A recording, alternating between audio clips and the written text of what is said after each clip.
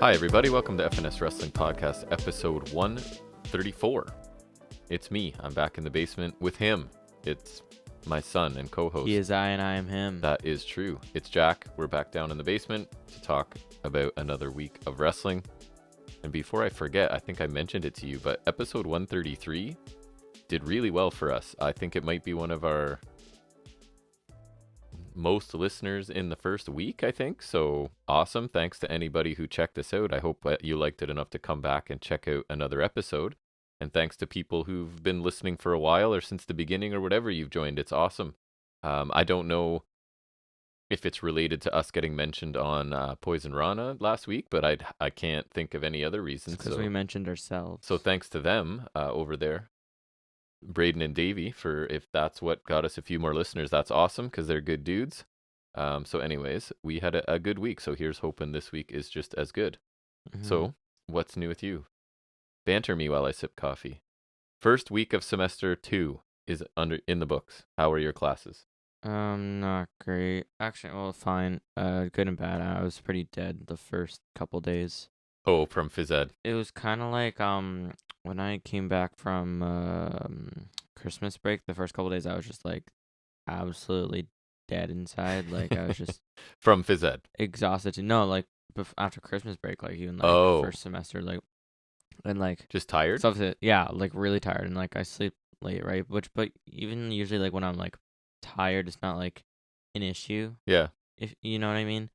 But like it was, and then so this time it was kind of similar, except then I was a little sore on the first day, right? But then Tuesday really hit me, and then it kind of lingered until today, actually. Because I don't think you would mind me saying this. You're not a super active fellow. I don't remember the last time I exercised before gym class. But you took gym again, which is awesome, because I didn't think you would, because you only need one phys ed credit where we live. So you are taking a second one voluntarily, which is great. A little less sore today, but I also bashed my knee off the stair railing today, so I think I got a bit of bruise working there. So you've got phys ed, science, English, and Comtech. So that's it. Do you think that's a better lineup of courses than last semester, or worse, or I'm not similar? Sure. Seems pretty similar. I guess you're only a week in. You can't really evaluate too much yet, but so that's what's new with you. I don't know what else is new with me. I don't have basketball with your brother this weekend other than a practice tomorrow morning. So your grandparents, which is my parents, did you know that? That's how that works. I heard a rumor. What? Yep. No. So they're coming up Sunday, which is Super Bowl Sunday. I know you're excited about that. Who are you picking in the Super Bowl? The Chiefs, I guess. Oh my gosh, you actually knew a team in it? Is it Chiefs and Eagles? Wow, okay. You are a sportsman. Well, no, because I've seen. I can't remember. I saw someone. Oh, right. Because every time I'm scrolling through the videos on Instagram, sometimes I get like these videos of micro wrestling federations. So they're doing picks, and then also on Instagram they always have like different things so you can change the chat theme. Yep. They got Super Bowl. You have surprised me. I don't know if we're allowed to say Super Bowl. It's like a trademark or something. Superb Owl. That's correct. It's the Superb Owl. So your grandparents are coming over to have the usual dinner and probably watch some of the Superb Owl. Maybe not the whole thing, but we'll see. So anyways, I don't know. There's not much else going on. The basketball team, the high school team I'm coaching is in playoffs next week, and you're going to time keep for us, yes? I think so. Because they missed you last time you were at work. It didn't quite go as smoothly as when you're running the clock, but I'm too awesome. I wouldn't go that far, but relative. Okay, actually, you're probably pretty darn good at it now. You've done enough games, right? Mm-hmm. It gets him his community hours. You need 40. Sign off on that because I don't know what I'm at right now, and if I'm not done soon, I'm gonna. Well, I'll know you've done every game but one. Out. So that's what I was thinking. Because every high school student here has to do 40 hours of community service to graduate. I don't know what I'm at. I have literally no clue. It's 40, and you. I don't know what I'm at. Oh, you're at? I would say you're over halfway. That's still not good. I'm pretty sure. We'll see once we add it all up. Did you turn in the ones? Anyways, we could probably save this I have turned in the other ones. I only have the blank sheet right now. This isn't super interesting. As I'm saying, hey, we got new listeners. Listen to me and my son talk about his community hours. But anyways, so I guess it's time we should probably talk about wrestling because we got quite a bit. We're going to do our normal lineup of Dynamite and some trivia and some Highspots and Restholds from other programs this week. And I think you said you do have some figuring stuff, right? Mm-hmm. And we're going to wedge in after the news, I think. I did end up watching Vengeance Day. You didn't see any of it, right? I don't I think. didn't wanna. No, but I never remember if you walked in for a match or two, got something to eat and left, but I don't think you did. Doesn't sound like me. No, because So you were watching a bunch on your iPad. So I'm going to really quickly run that down since it was just me, and then we'll get back into Dynamite and all the regular lineup. So anyways, short story long, let's get into talking about some wrestling in our first segment that we like to call News and Rumors.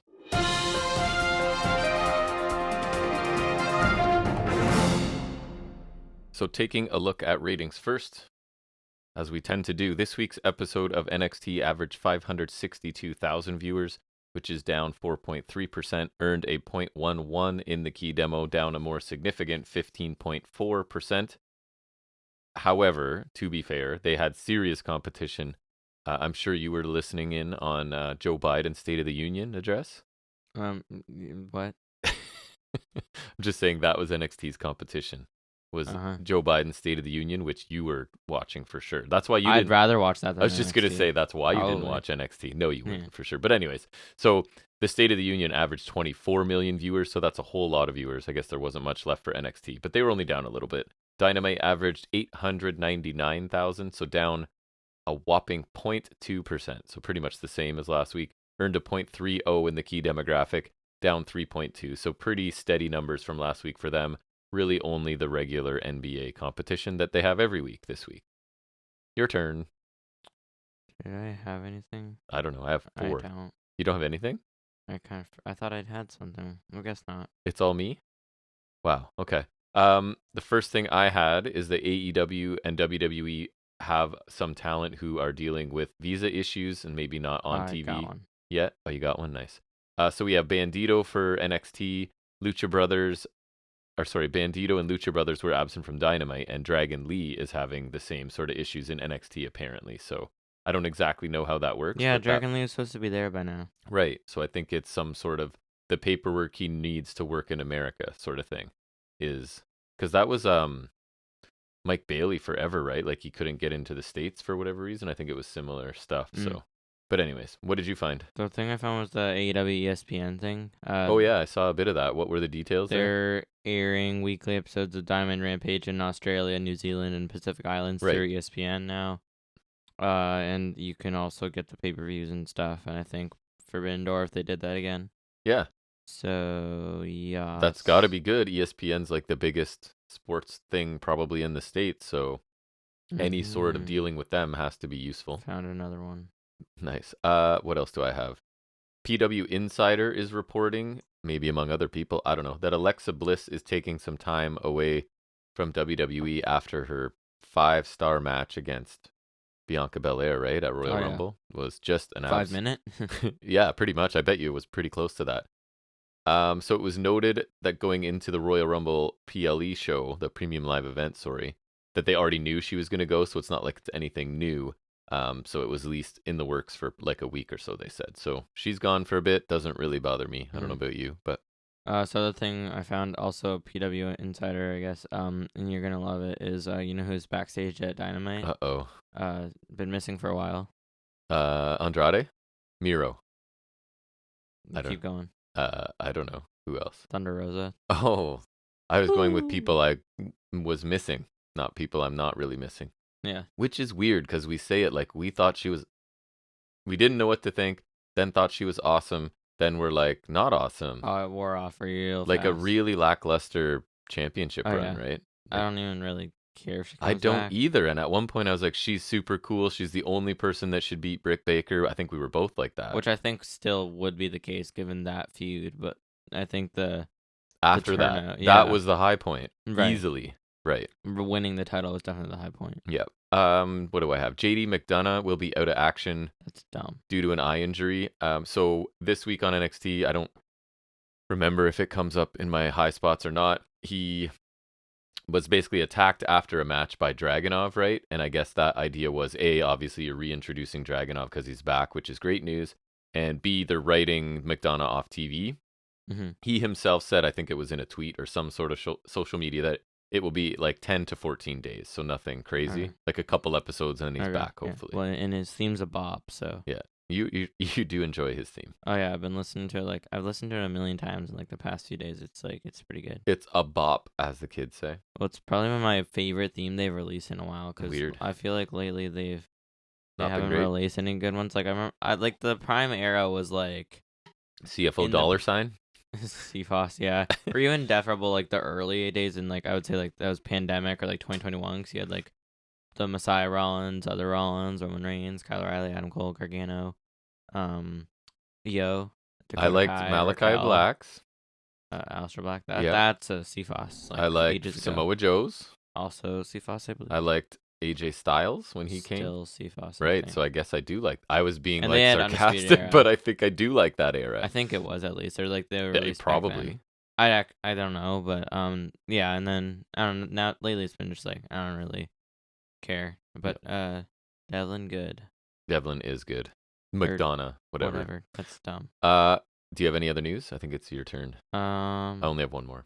I don't think And it's a so. fun one. So I told you yeah. I grabbed this one. In the latest edition of Wrestling Observer newsletter, Dave Meltzer reported that the belief is actually that McMahon coming back and being involved is actually a hindrance regarding the potential sale and not a help. No. He then also, this is the fun part, he provided a breakdown, and I don't know where he got this from, so whatever, grain of salt, but how much money McMahon and the other top people would get if the sale goes through. So what did I tell you? The sale that's also being hindered. So right. So I told you Triple H, right, was like 8 million, 8.3 million-ish. So I'll work my way up, okay? So he's the lowest of this list of people we would recognize, okay? Right. 8.3 million. Nick Khan, 13.8 million. That makes sense. Yeah. And a bit of change, like I'm rounding a little bit. Kevin Dunn, 24.2 million. Yeah. Linda McMahon, 50.3 million. She's still around? Okay. Stephanie McMahon, 170.8 million. And Shane McMahon's got nothing now, right? So nice. Vince McMahon, 2 billion, basically 553 million. Wow, right? Well, that's nice. Yeah. Poor old Triple H, you're gonna settle for 8 million. Yeah, that's. And he's working hard, you know. Well, yeah, Triple H is actually what's Linda doing? Stuff. Yeah. Like what's Linda doing, huh? Some would say, what's Kevin Dunn doing? Another failed Senate run, huh? Right. Huh? Like, exactly. Come on, Linda. So crazy numbers, obviously. Again, don't know where they came from. It's Meltzer. Could be right, could be not. I don't know, but it was fun to talk about. I am tapped out. You? Yes. All right, so we're going to. This is where we'll insert a quick little look at NXT's PLE offering, I guess, from last Saturday, and that is NXT Vengeance Day.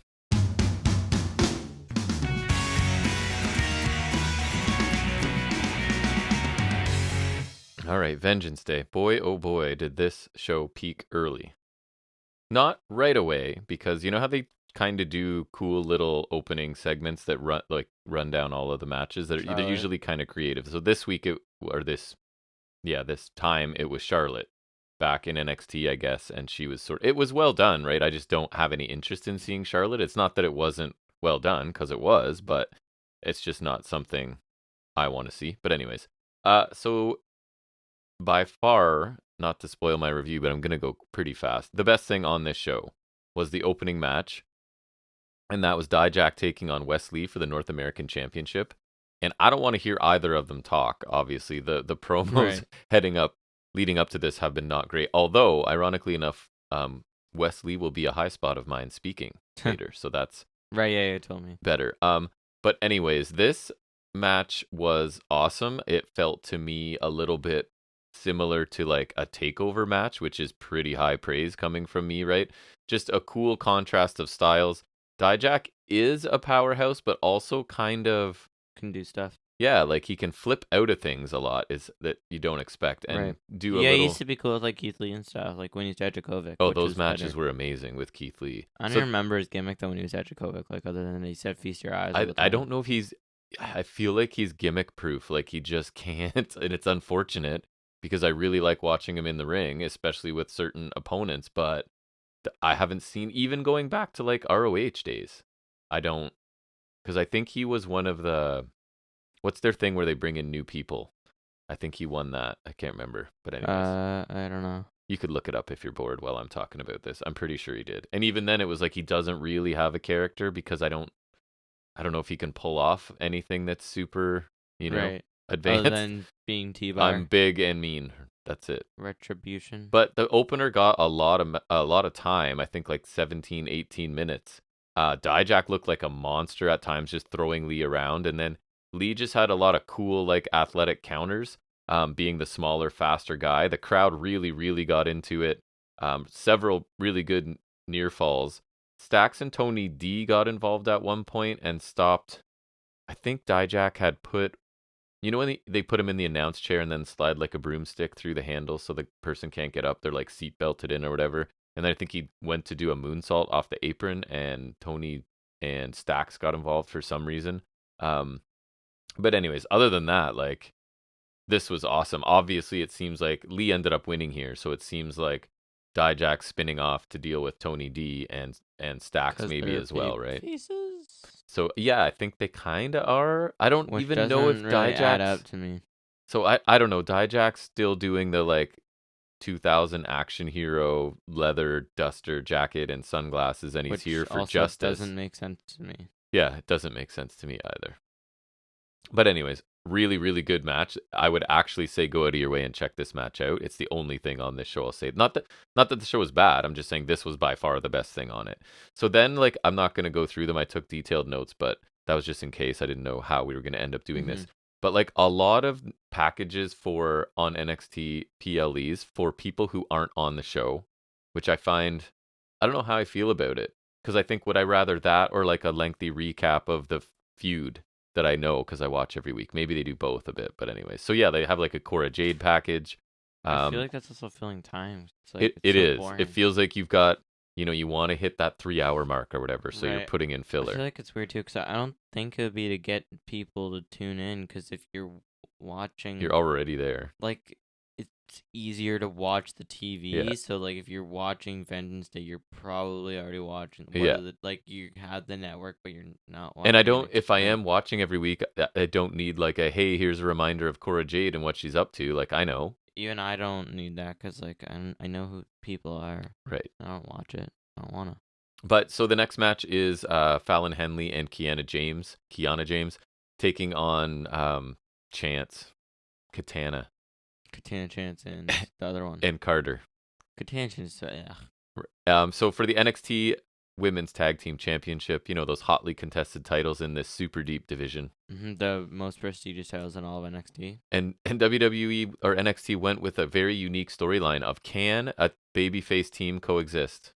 Well, have you heard of this I idea? To answer that question, because I don't know. Have you heard of that idea before? Isn't this this is genius level stuff? This is the women's evolution. And I shouldn't complain too much, because if you do it well, I mean, it's obviously a story you can go with, right? But and it has been done well. NXT post 2021, and they're asking them to act a lot on shows. And you saw some of it this NXT. week, I think. Yeah, it's not great.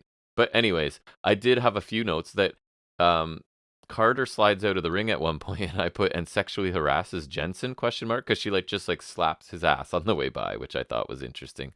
But anyways, the crowd, I think, was a little bit confused of who they're here to cheer for, right? Because Chance and Carter are, I think, supposed to be baby faces, even though they're not super likable. But and then Henley is for sure, right? Because they had the whole stupid rave thing. Yes. But then I watched the segment you saw on NXT, and I was just like, are they like jazz now? Like, and Jensen had a crush on Caden Carter at that point, so maybe they're swinging back around to that. It like rubbed me the off as like they were like jazz or something. They're like the mean girl, like he was in that segment on NXT. It was like, it was either like they were like Anna Jay and Ty Conti, or they were like not iconics, but like something like that. You know what I mean? Yeah, I do. Like, and it was just like for me at least, I was just like, huh? I know. So I think the crowd was confused too, honestly, because Henley's the only one that's like for sure a likable babyface.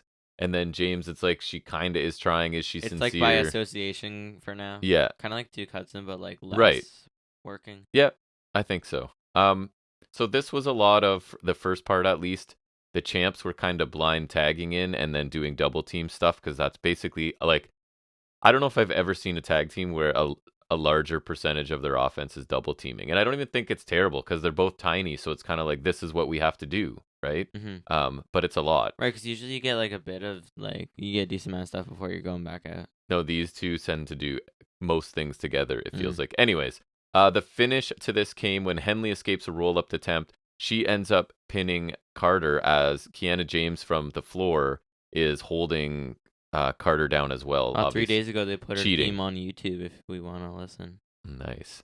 So the point is that Henley didn't see James cheating. The ref didn't see James cheating. We have the titles change hands, and it was about 10 minutes. So like everybody worked hard in this, and I think it was like a pretty good tag team match. I thought the second half was better. And like I said, Carter and Chance, a lot of blind tags and double teaming. But again, the idea is that's probably what they need to do, which is an unrealistic thing, right? So I had a feeling James and Henley were going to win this because they're part of like a big storyline that's getting a lot of attention on TV these days. And Chance and Carter's reign has been long, the longest of any. It's not a high bar, right? So it's the longest reigning women's tag team championships, main roster or NXT, correct? Wow. Right. So how many champions have there even been? In NXT or just in general? In general. If it's not a million, how many? Because I know you'll have to start rhyming them off. So there's Boston Hug Connection. Yeah. Right. Iconics. Yeah. Then I want to say it was Kabuki Warriors. I think then it was Bliss and it was Kabuki Warriors, then Bliss and Cross. Yeah. Then Boston Hug again. Remember in the pandemic? Right. Then they lost them to who they lose them to? It was Baszler and Nia Jax, right? Then it was Charlotte and Asuka, Baszler and Nia Jax. So not many people. Then wait. Okay, I don't remember. But NXT, then it was Dakota Kai and Raquel held it for less than a day. Right. I remember Shotzi that. and Ember Moon held it for like a few months, I think. Then The Way had it for a little bit. Then it was Io and Zoe. Then Toxic Attraction the first time. Then Dakota and Raquel for like 4 days. Then Toxic Attraction, Diane, Kaden, and Carter, present day. And then then the women's tag titles, it's been like a lot of random. Because you had Damage Control, but then you also had like Bliss and Asuka for like less than a week. Oh my goodness. You had like Rhea Ripley and Nikki Ash at one point. Yeah. Like really random stuff. Like I couldn't remember them all because like what's the point? They just staple people together to give them a run, right? There's not a lot of actual tag teams kicking around. So random too, and so many like they always did the double champion thing, right? Yeah. So their reign's been super long, Chance and Carter, but like really uneventful, right? Right. Partly, which is kind of the fault of the division, but like they're not very memorable. Yeah. So again, we've got tag champs with one heel and one face, or like that way in the ring at least. Whether she actually is still a heel, we don't really know. I guess that's the point. But the match was pretty entertaining, but not amazing. And you're gonna like repeat that. I'm gonna be repeating that quite a bit. So then we get a Nikki Lyons package, not on the show. She's in 2K. Woo. Great. Gulak and Hank Walker segment, not on the show. Why? About Walker getting new ring gear. Oh, I saw that. Yeah. So, I mean, I guess win for you. So he like Gulak, what was the line? He said you could tell that he actually made Walker break character and laugh. He said something about like he's building a superstar, not a house. I can't remember what the context was. Because that's what he looks like. Right. And then because he looks like, he's a construction worker, right? So yeah, that made him laugh. You could tell. Lyra Valkyria package. She's not on the show either. So she's heading into an angle with Cora Jade at this point. And then an Apollo Mello package recapping how we got to the 2 out of 3. So that match I was anticipating, right? I like both of these guys. And it kind of at the beginning even had a big fight feel to it. Something about like Mello's facial expressions as Apollo was entering made it feel. And that's another skill Mello has, right? I think he's the total package at this point. But so again, like it's what the interesting thing here was, right? That Mello 1 and 2 straight, which is... And I heard his entrance was something. It was cool. It doesn't happen too often, right? And he's targeting Apollo Crews' neck throughout this. So it was kind of more of a deliberate pace. Last time I remember that happening, than I thought. I'm pretty sure it's happened since then. Yeah. But last time I remember it was Usos beating Gable and Benjamin at 2018 Rumble to zip. Right. Yes, it's not super common, right? No. So this one we get a returning. I don't know if this was supposed to be something, but Daba Kato returns. Woo! Who I honestly have seen so little of that I forgot. I thought it was just some. I remember him all the way back to the Greatest Royal Rumble, baby. I just was like, is this some new PC or what? Is that what it is? Performance Center recruit? Like, who is this? Oh, it's Daba Kato, and he's been around. So he comes down and like he takes out Trick or something, right? And then he's still won. But yeah, so Hayes then hits one more move and then his leg drop finisher, and that gets him the 2-0 win. And so then Kato turns on Cruz after the match and choke bombs him or whatever he does. Clash of the Titus. You're right. So I don't care at all. He was Babatunde. I know, I remember he was first in the Greatest Royal Rumble because they had a few random entrants, and he was one of them. He was Babatunde. Then he was Daba Kato, and he was in Raw Underground. Yeah. Raw Underground. I remember that. Then he came in WrestleMania 37 as the famed Commander Aziz, and he had the Nigerian nail. So now he's back, and Daba he's Kato. As good as ever. Yeah. Yeah, so the match was good, but this is the refrain from the rest of these matches, I think. It was good, but I was hoping for significantly better than that, right? Like, it never reached just the sustained high pace that these two guys are capable of, and I guess it's because they were targeting the neck or whatever, but I was expecting it to be faster and more back and forth. I don't mind the 2-0 win. That's cool, because I'm hoping this catapults Mello into the main event, which it's going to, as we learn on this show and on NXT this week, right? So I enjoyed the match, but again, not quite the level I was hoping for. Then we get the 4-way tag team match for the NXT Tag Team Championships with Chase U, Pretty Deadly, Gallus, and New Day. And I think it was New Day's entrance, and maybe they had a little thing backstage. And my first note is New Day really need to do something different. They feel as stale as can be to me. So that's how I feel about them. So going into this, my notes before were like, I can really only see Pretty Deadly winning. New Day likely should go back to main roster. Chase U are mid-card comedy, and Gallus are, Gallus is what my note says, right? Where's Joe Coffey? Is he still not? I don't know. What's going on there? I don't know. And Gallus are just like, they're fine, right? But they're not exactly impressive, or I don't know. They're not they're fine. Solid in the UK pond, but I feel like it's a little different now because I don't know. It's just they're not the most interesting. So this match started with everybody taking their turn beating on Pretty Deadly, basically, and then they eventually gain their footing, right? And it's kind of back and forth a little bit more standard from there. I won't get into it too much here. So Woods goes up for his top rope elbow drop to Mark Coffey. Right, where he does a bit of the rope walk. Right, where he does it from the middle, not the corner. He gets caught by Wolfgang, and then they go right into their finisher, right, which is some sort of kick. Enziguri power slam kind of deal. And so they pin Woods. I think there was a bunch of stuff that took people out on the floor before that. Yes. New Day had bad luck in multi-man matches. Remember Big E lost the title to Lesnar, and he actually got pinned too. Right.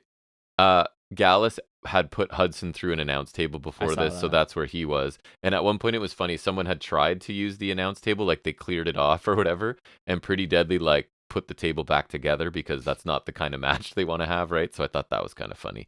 But entertaining match, and again, like everybody worked hard. I don't want to be mean, but I could have liked this more, I think. The first part seemed to like follow regular tag rules and was kind of slow, and then it was turning did they do it like 4 people are in the match? Or? No, after that they just let them do whatever. So it's like, why? I don't know why they started out. I don't know what the official rules were. I think they do it like one person for each team, which I prefer, but sometimes it's like you have 2 people it's a triple threat tag match, right? Because that's how it should be, right? Like or whatever. Then it's like a 4-way, but then you can also tag out. And then, it's not like still a tag match, but you can tag. So it didn't start that way, but it ended that way because things kind of broke down for the rest of it. That's weird. A few contrived spots, as you would expect in this. I think there was like a Tower of Doom and a couple other things. But something was just missing for me to like really get into it, and I just don't see the choice of Gallus as champions right now. I don't think the crowd really cares about them a ton either way.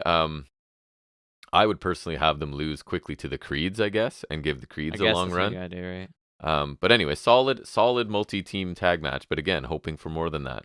Then we get the women's championship match, Gigi Dolan, JC Jane, and Roxanne Perez. Oh boy. Obviously the idea of are Jane and Dolan going to stick together as a unit and take out Perez, numbers game, etc., etc. So you have throughout this, right, a few times where they almost end up, like Jane almost kicks Dolan at one point, and then that allows Jane Perez. would never kick Dolan, okay? So it's Perez fighting the numbers game unless there's kind of miscommunication between the two heels, basically.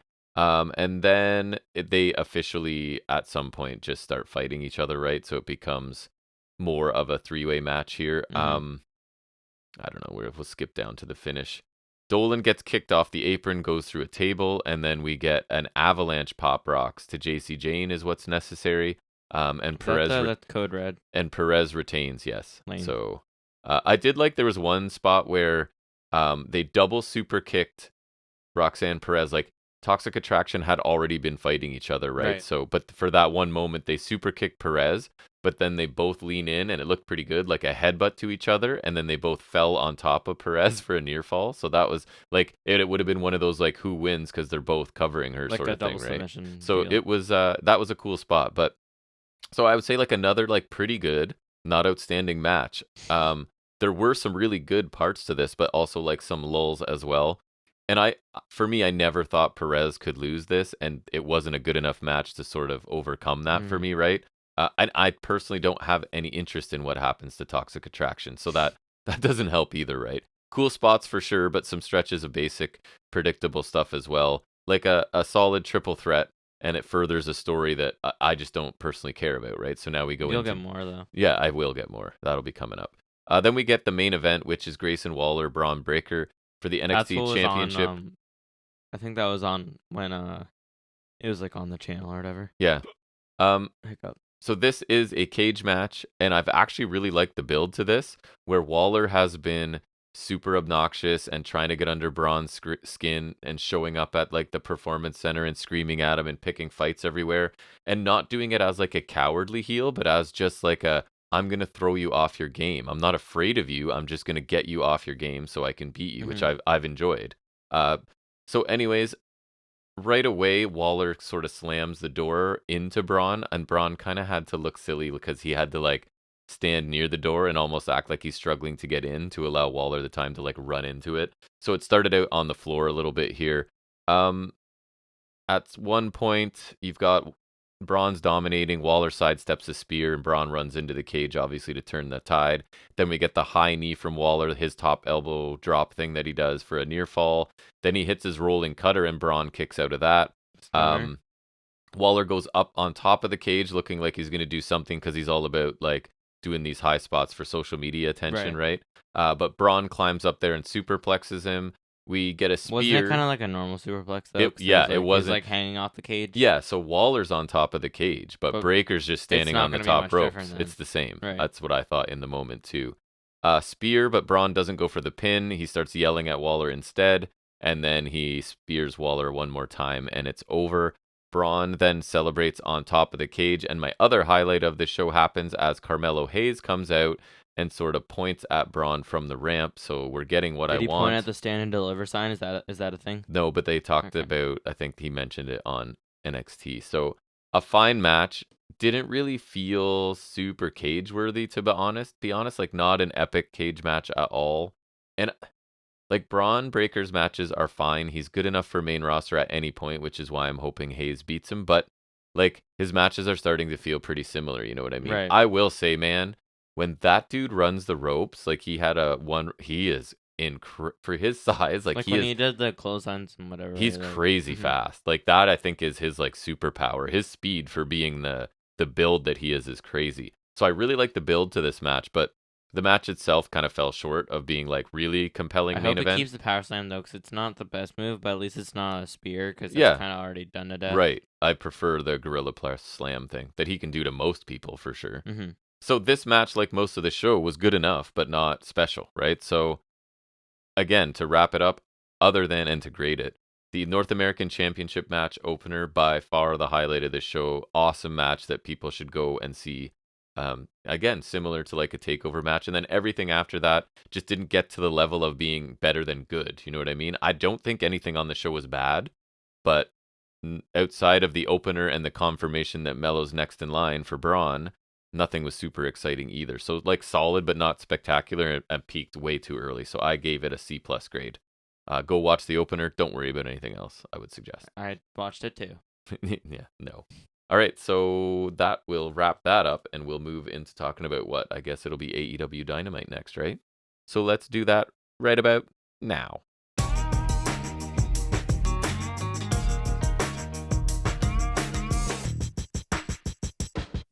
So it's Championship Fight Night, Dynamite. Fight Night. Did we know that ahead of time, or just because I put my note says Championship Fight Night? Apparently, I didn't know ahead of time. I probably saw it on like I always see the match cards they put out. Yeah, it kind of makes sense because there are 2 championship matches and 2 almost championship matches and an eliminator. 2 eliminators. Oh, was what the trios was eliminator? No, I'm gonna see if you get it. It's funny once you realize it, because you know Takeshi. Oh, right? Bunny. Right. So 2 championships and 2. Sorry, I thought you were saying one of the ones I thought was championship was an eliminator. So we had 2 of each. Oh my, star-studded. It was like almost championship fight night though, because there's like 2 of them are eliminators, so it's like. Yeah, I get it. That's cheating. It's something to call it, I guess. But anyways, cheating. Talk about it. Tell me about it.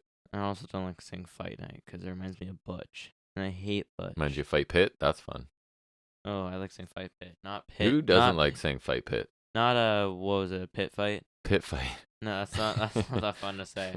I don't like saying pit fight. I don't know why, but I don't like it is at least 84% less satisfying than fight pit. Oh yeah. At least. At least. If I were to preliminary numbers. If I were to calculate, it would be around that. I think so. Approximately 84%. Yep. So we get Konosuke Takeshita versus MJF. Yeah, we do. World title eliminator for the opener, and Takeshi's entering second because he's better. Yeah, that was very surprising. Like your champion face of the company enters first. Because that's how we do. If that's like MJF willing to do that, that's awesome. I thought like he gives Takeshita a lot, man. It's a good sign to me that this guy who his character is massive ego, blah blah blah blah blah, doesn't seem to be. Do you know what I mean? Even though he's always in kayfabe. Right, in terms of wrestling wise, because he and even when he does a promo later, he starts out by praising Takeshita, right? So he's trying, which I appreciate. Yeah. Anyway, sorry, go ahead. Yeah, Takeshita gets that running, flying right away early on, the one where he does the weird jump, and they name it after his last name, but I don't call it that because that sounds stupid. Okay. It's like when they named Dean Ambrose's clothesline the Wacky Line. Ew, I don't remember that. I don't remember ever hearing that, but I know it was a thing. That's bad. It clearly couldn't have lasted long because I never remember hearing it. No, yeah, and you remember everything. And he was my boy. Me not remembering it doesn't mean anything. He was my boy, so I feel like if I was going to hear it, I would have heard it. So, clearly, anywho. His side plates are right beside you. Still need that belt. Then Takeshita's crowd count punches. We're not at the part where crowd would start chanting C yet, and I also didn't hear them say Ocho. He was upset. They do say C later, though. Boy, do they. Yeah. Exploder suplex in the corner from Takeshita, shades of the honorary Oos. Takeshita misses a corner boot later on. MJF rolls him up for 2. And he tries to do the thing where, like, you vault over them in the corner. Takeshita catches him with a boot. I thought that was cool. I don't know if I've seen that before. I probably have. My favorite thing was when, like, someone would try to vault over and, like, McIntyre would, like, kind of, like, run after them, right? So, like, then when they try to vault over, he would, like, kind of, like, use the ropes for leverage and kind of, like, you know, like you do Dom Gear, he would do like that to like kick him in the midsection as they're like vaulting over, as my computer signs out. Yeah, it looked cool. And that was always my favorite thing he does. Like that was a move in 2K, and that was always my favorite thing. Yep, it looked good. Yeah, this was cool. See, I like this one. At least has this computer at least has the auto sign in, so it's like taking like less than a minute as I'm just kind of talking my way vamping, through it. As they say. Yeah, like it's kind of loading right now, so we're gonna get there. It's okay. So now we're gonna get there. The docs like coming in now. The key is you talk about something else, so then people don't even know instead of narrating what's happening with your computer. Okay, we're in. Professionals we are. Eddie Guerrero Tana Frog Splash gets a 2 count for Takeshita, and I just connected the fact that they were in El Paso. Right. I just connected it as you said it, so thank you. That makes a lot of sense. Because they mentioned it later, and I knew they were in, but then I literally didn't connect. Well, plus you kind of go numb because so many people do Eddie Guerrero stuff. I just thought I was like, oh, people like Eddie. He's the 50th guy to do the little shimmy and then right. I thought it's just because people like Eddie. Right. So it literally did not occur to me at all that it was in Eddie was incredible. So yeah, like that exactly. So it never occurred to me whatsoever. Nope, makes sense now. So Takeshita, it's like that tombstone with like the legs tucked in that I remember Hangman used to do. It's like a frontwards Deadeye, Mm-hmm. so to speak. Followed right about like kind of right into like a wheelbarrow suplex. Yeah, that was cool. Right away. There we go. Nice combo. Yeah, and I like him because I remember when I kind of first like Hangman, I remember it was all in and he hit that move through a table off a ladder to Janela. Right. Oh, Joey Janela. Yeah. Just saw him on Championship Wrestling. It's true. Right? You even watched a bit of that with me, you weirdo. I saw the entrances and I remember nothing else. That was some of the biggest names I've ever seen assembled for that program. Sean Dean. Eddie Kingston. Sean Dean. Sean Dean. AEW's own. Sean Dean. The captain, Sean Dean. And correct. It was Janela. The Funky Monkey Ortiz. Was that what they called him? Ortiz. Yeah, that's right. Yeah. Star-studded. Why did Hammerstone have no first name? That was weird. Alexander. Yeah. Exactly. That was weird. Anywho. We digress a little into... Takeshita goes for the avalanche lariat he does, but MJF actually flips out. Will Ospreay. I was very impressed by that. Yeah, that looked cool. He lands on his feet, hits a super kick. Thrust kick. What? No. Then Takeshita comes back with a forearm. Then MJF comes back with a rolling elbow, and then Takeshita lands a lariat, leaving them both down. Pretty stiff shots, right? Like, snug, as the kids say. Yeah, MJF was landing some good ones as well. He was. Absolutely. MJF pulls the ref in front of him as Takeshi's on the apron, and then he moves the ref. Takeshi stepping in. He kind of like does the rope kick, low blow. Then he goes after the arm more, kind of softening him up for the Fujiwara. Salt of the earth. Salt of the earth. Takeshi hits a blue thunder bomb for 2. Then he hits that knee strike he likes to hit for 2 with a rope break this time. He misses a springboard swanton. MJF capitalizes, locks in the salt of the earth. And Takeshi's almost out the ropes. MJF pulls him back in the middle ring and switches like a bridging armbar a la Tommaso Ciampa. And he keeps like reefing on it until he gets the tap out, which is pretty nice. And then after he clocks him with the ring, beats him up more until he like busts him open pretty good. And then Danielson runs down to chase him off, and Takeshi's like tripping.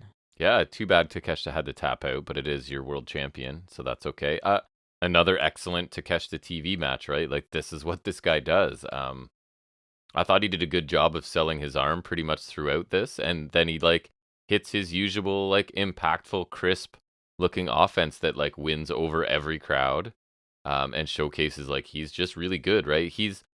I think they said he's 27, right? And been wrestling for 10 years, so it makes sense that he's this good. It's just we hadn't seen him until this point, or really heard of him either, to be honest. Until it's not even been a year right. since I first saw him. MJF was a great heel, right? Like taking every shortcut, cheating when he could. The sequence directly after MJF flipped and landed on his feet off the top rope move there was really, really good. I thought highly entertaining opener. And like I said, like kudos to MJF because he gave Takeshita a lot and let this guy just keep looking awesome, right? So I thought this was really good and an awesome start to the show. Yeah, I really like this as an opener. Consistent Takeshita on TV has been nice. Kind of surprised. I mean, not entirely because of the reports we heard, but like it also is because like if it's come into shape really fast. Yes. And also, I didn't expect him to kind of last in this specifically after the dance match. I thought he would branch off into something else. Right. This is actually probably a smart way to keep him on TV. Kind of like with working with Danielson, I like that. I kind of wish MJF still had the firm because then that would give Takeshi something people to do to too. get like, to before he gets to the final and boss. Danielson could do that too. Like like you get Danielson and like versus like MJF and Ego. Like they should have kept the firm. I think that was kind of wasted potential because I think like, I mean, it brought them gold, I guess, but although it's honestly as if the guns aren't even in the firm anymore. If Danielson were fighting through the firm, we wouldn't have been getting the last 5 matches we just got. Right, but like at the same time, I wish there was the firm because like I don't know, it felt like kind of cool. And I like when MJF's got Where's underlings. Big Bill? Big Bill Morrissey. Yeah, maybe on his honeymoon. I don't know. No, Lexi Nair was on the show. That's true. So, that's true. Like I don't know. I like when MJF has underlings. You know, like it was fun when he's got like Wardlow to like. Or like using the Pinnacle, like I don't know, I feel like that works for him, right? So I wish they would. I hope they do something like that again because I think he should have that.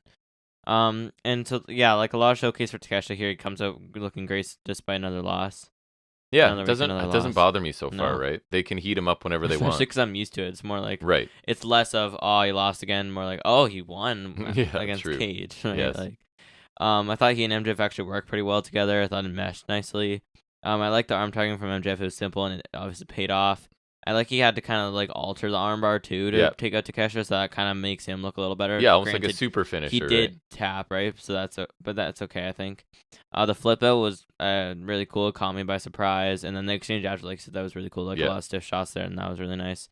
I didn't expect Takeshita to win here, obviously, but I still liked it quite a bit. Didn't really hinder it for me, and it was a great start to the show. It was a lot of fun. I'd almost rather it as the main event, though. I would for sure. There's 3 matches I like better than the main event. But anyways. Obviously, Bunny was the top. Do you even need to ask? Exactly. Next, we get a quick Joe package. Talking about Wardlow coming out after the match with Darby Allin. So he took his title and took his scalp. Yes. And he'll take everything from him because Wardlow's trying to take the title back. And he'll be ready for him. Blah blah blah. King of TV's back, so that's pretty sweet. I'm super happy we're back to this. I really hope Wardlow doesn't take the title back. Same. I saw a guy talking about it. It was kind of weird. So it's like, so Wardlow won the title, He's so cold right now. Right. Like, Wardlow won the title. Fine. And that kind of fizzled out. Then Joe won the title, which was great. Yeah. Then Darby won the title. Also great. Like, and then he did a great job with that. He did. Then Joe won that, which as much as I love that, this kind of, then we're moving back. And then when we'll be back to square one with Wardlow. Yes. After all this. So, and I feel like that's just hot potatoing the title around, which when I feel like Darby did a good job of making the title visible and Joe could do that too.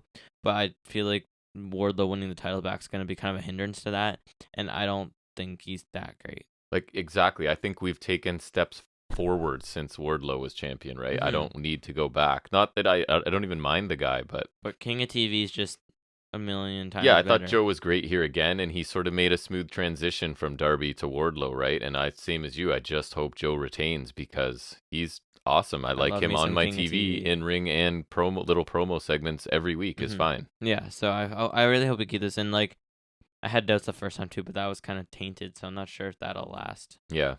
So or like if that'll stick again. I don't want them to treat him like he's a placeholder champion until they find the next person. But I want him to be like he's the champ. I put want your him to energy have a there. decent run. Me too. I wouldn't even mind if he held it till Double or Nothing, which is like I'm fine. Late spring. Build the prestige of those, right? When you beat him, it's a big deal. Right. Guy's a killer. I feel like we haven't really had a run like that because even Darby, when he had like the longest run, like his first run, that didn't feel like I felt like he was just like just had a lot of defenses. I even remember there was a period in his first run where his whole thing was, hey, I'm not having a lot of defenses. I'm gonna start having a lot of defenses. So that was even like.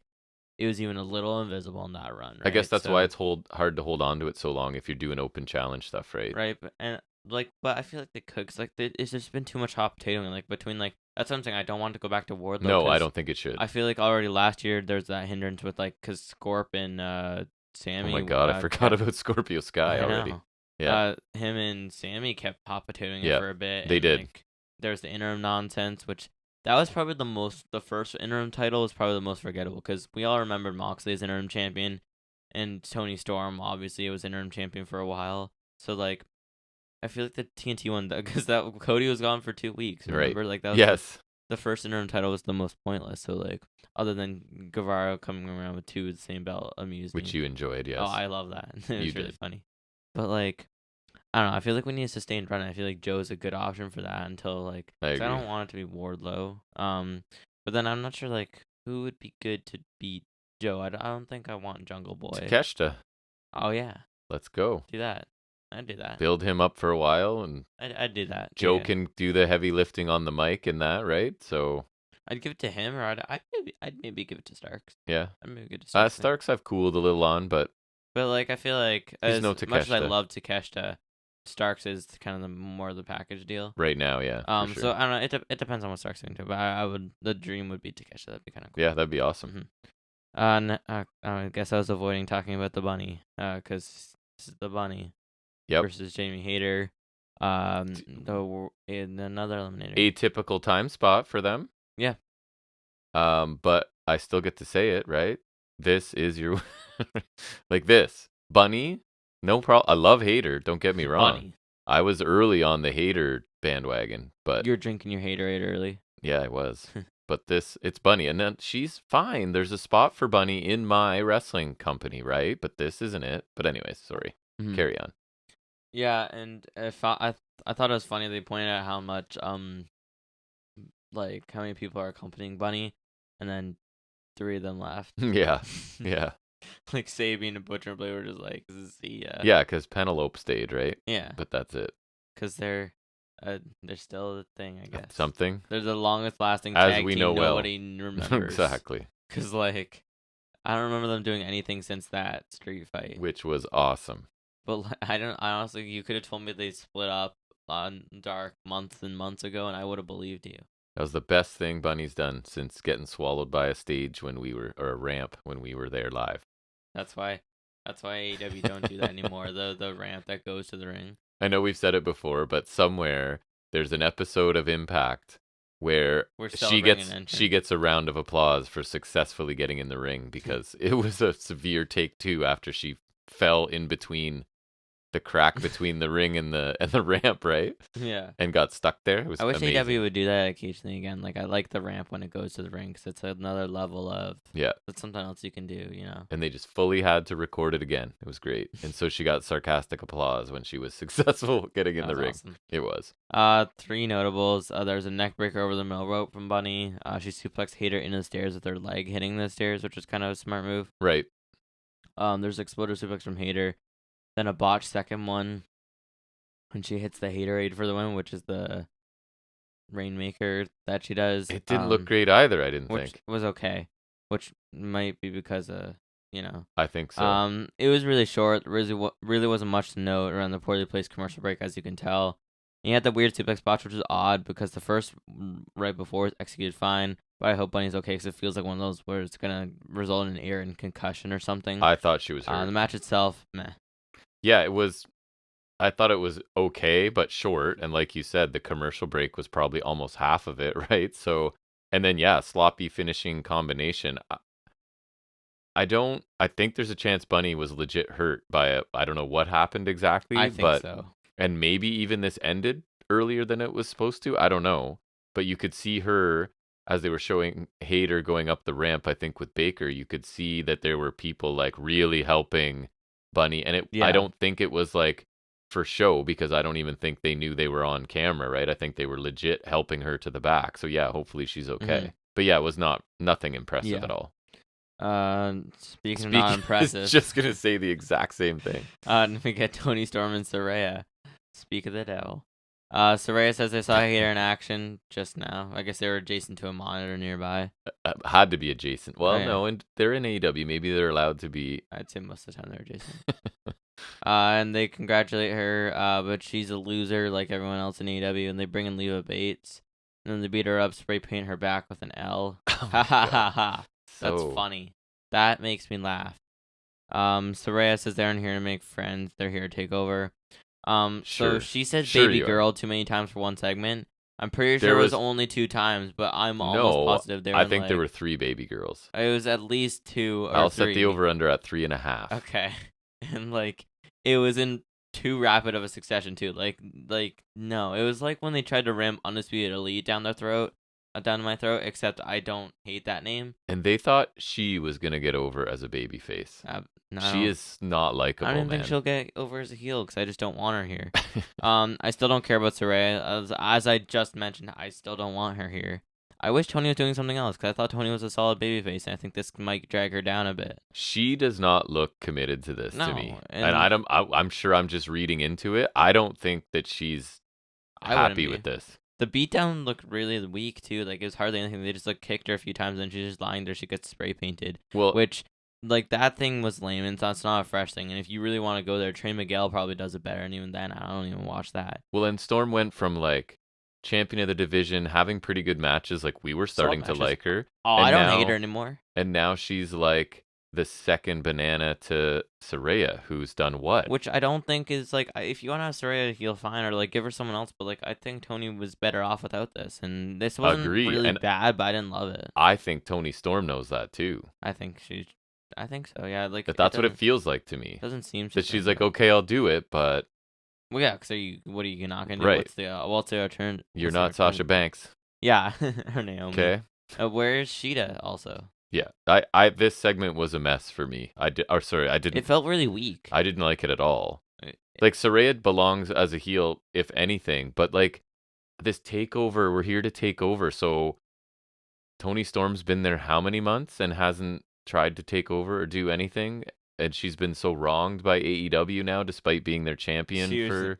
I was never the real champion. And like the attack on Bates felt like juvenile and lazy, right? And calling people losers, like it's just all feels not a lot of effort going into this. It feels like they had to shift gears because they thought Saraya was going to be like treated like a legend or something, and she wasn't, and she shouldn't be, in my opinion. No. So I feel like this is No, them definitely not. shifting gears pretty quickly, and this is what you get. And I don't feel like it's good. I don't think it's worse, but I don't think it's better either. No. It's not even like, I don't even think it's the point where it's like, oh, she's heel now, and oh, now I'm supposed to hate her.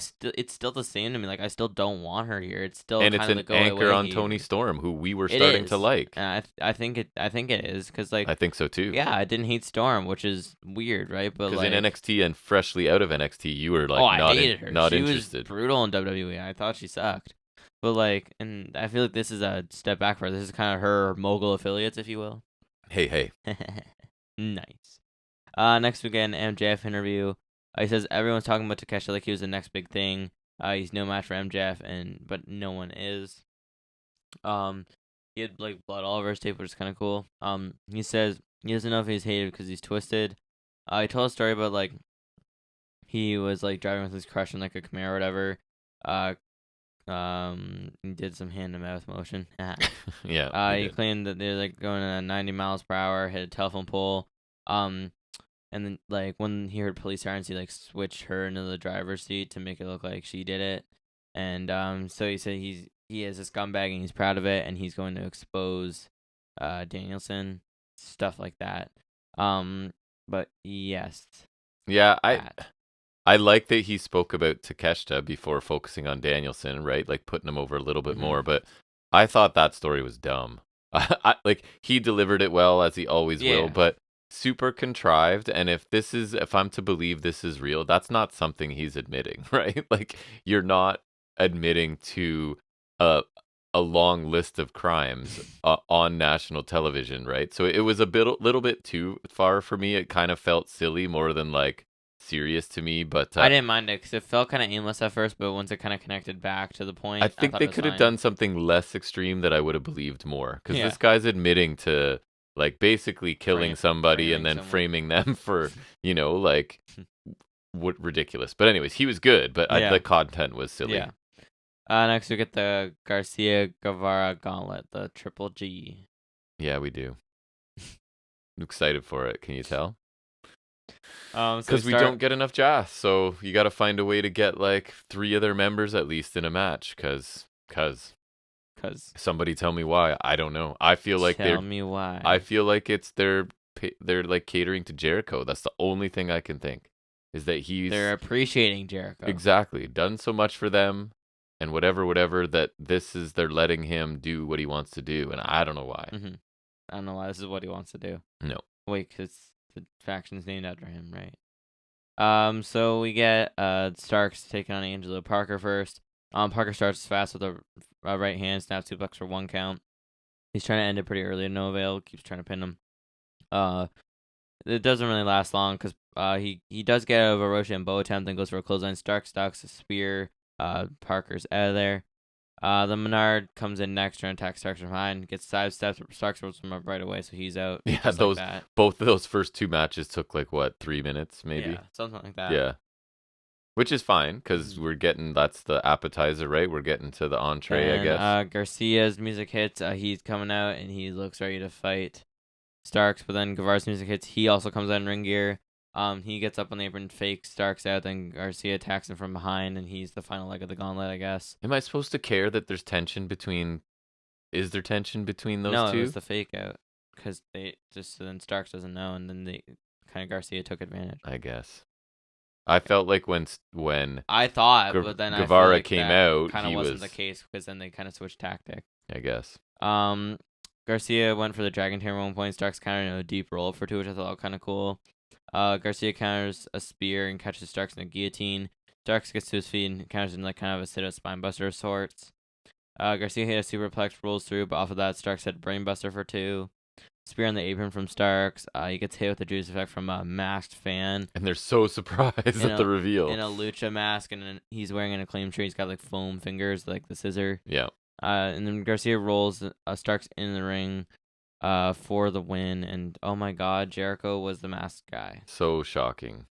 I really had trouble getting into this at all. The first 2 matches were nothing, obviously. And then Garcia Starks didn't really get going, I didn't think, right? Like those are 2 really good wrestlers, and I didn't think there was anything really impressive about it. And then Jericho as the reveal was not a surprise or a payoff that I care about, because it was a Judas Effect. You knew who it was. And Starks is just back elbow. Starks has just cooled off for me, and I think part of it is just his delayed involvement with these guys. Like, I don't care about Jazz. I thought it was fine when it was early on. Like, it didn't seem like it would be a whole Yet thing. another Jazz feud that's dragging on far too long, right? Beyond where they should be. So it feels like they're just trying to keep Jericho happy, but this group does nothing for me, and I feel like I'm just enduring their stuff. Do you know what I mean? I'm not enjoying it.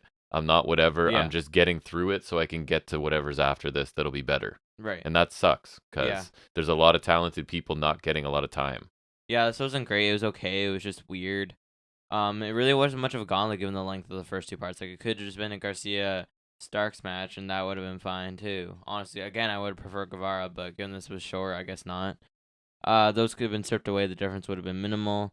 Garcia Porson wasn't even amazing either. Like you said, it never really got going for me. It was okay, but they really weren't given a lot of time to work with, which was kind of the downer here.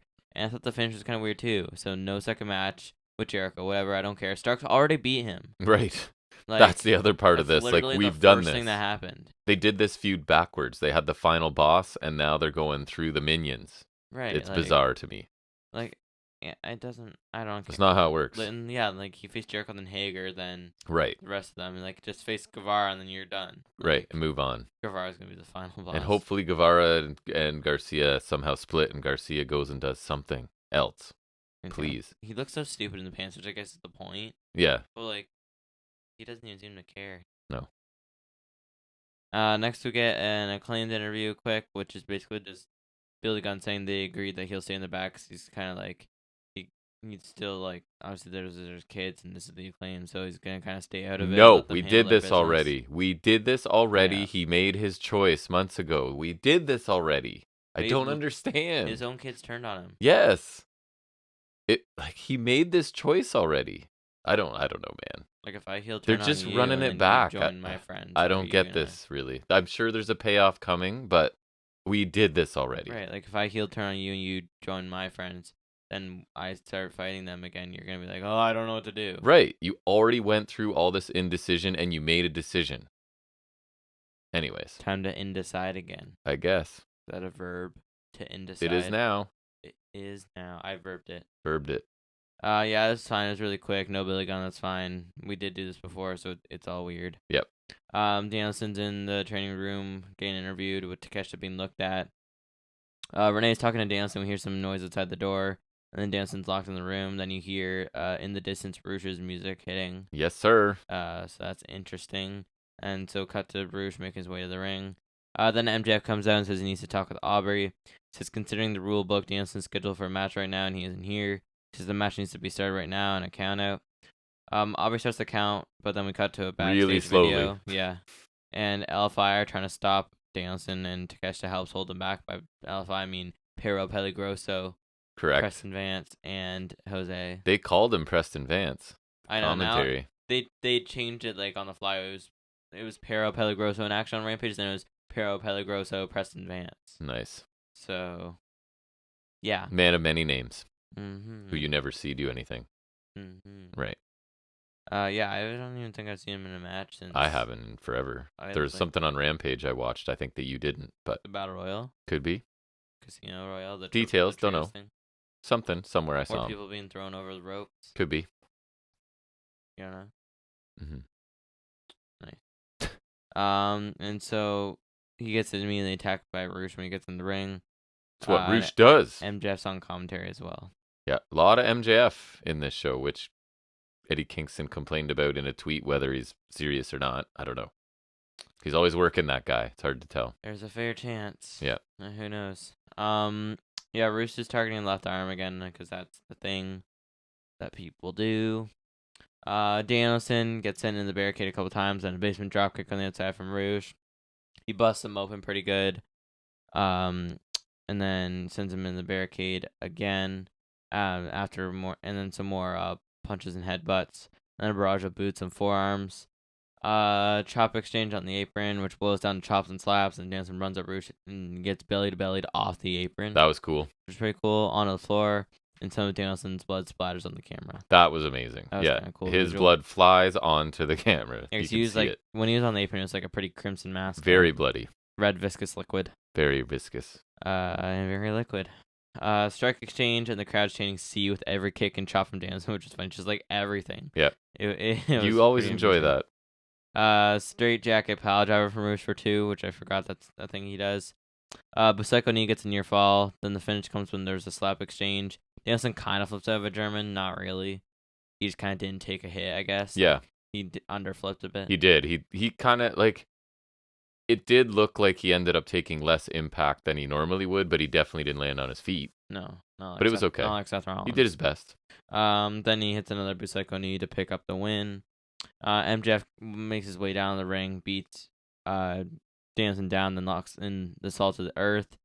Only broke to take out a couple security guards, then put it back on, and then we kind of cut to commercial break with that as your visual. Yeah, I thought this was another excellent physical match in this series of Danielson matches that have been awesome. I love Roosh. I think he's just an awesome, vicious heel, which is exactly what you wanted here. And Danielson's the resilient babyface who's already injured, right? So really simple, classic story. And they beat the hell out of each other in this. And there's like blood flying onto cameras, which was a really cool moment. And I just wish Roosh would get more time and attention. I don't think there's many heels that are as believable as he is. And I think he's awesome in the ring. So I thought this was another great TV match from Danielson in this run.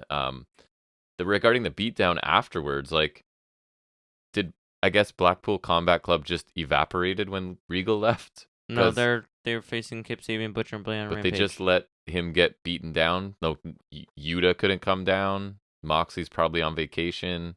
I don't know. Just seemed weird that nobody comes out to help Danielson. But I'm nitpicking. Really good match though.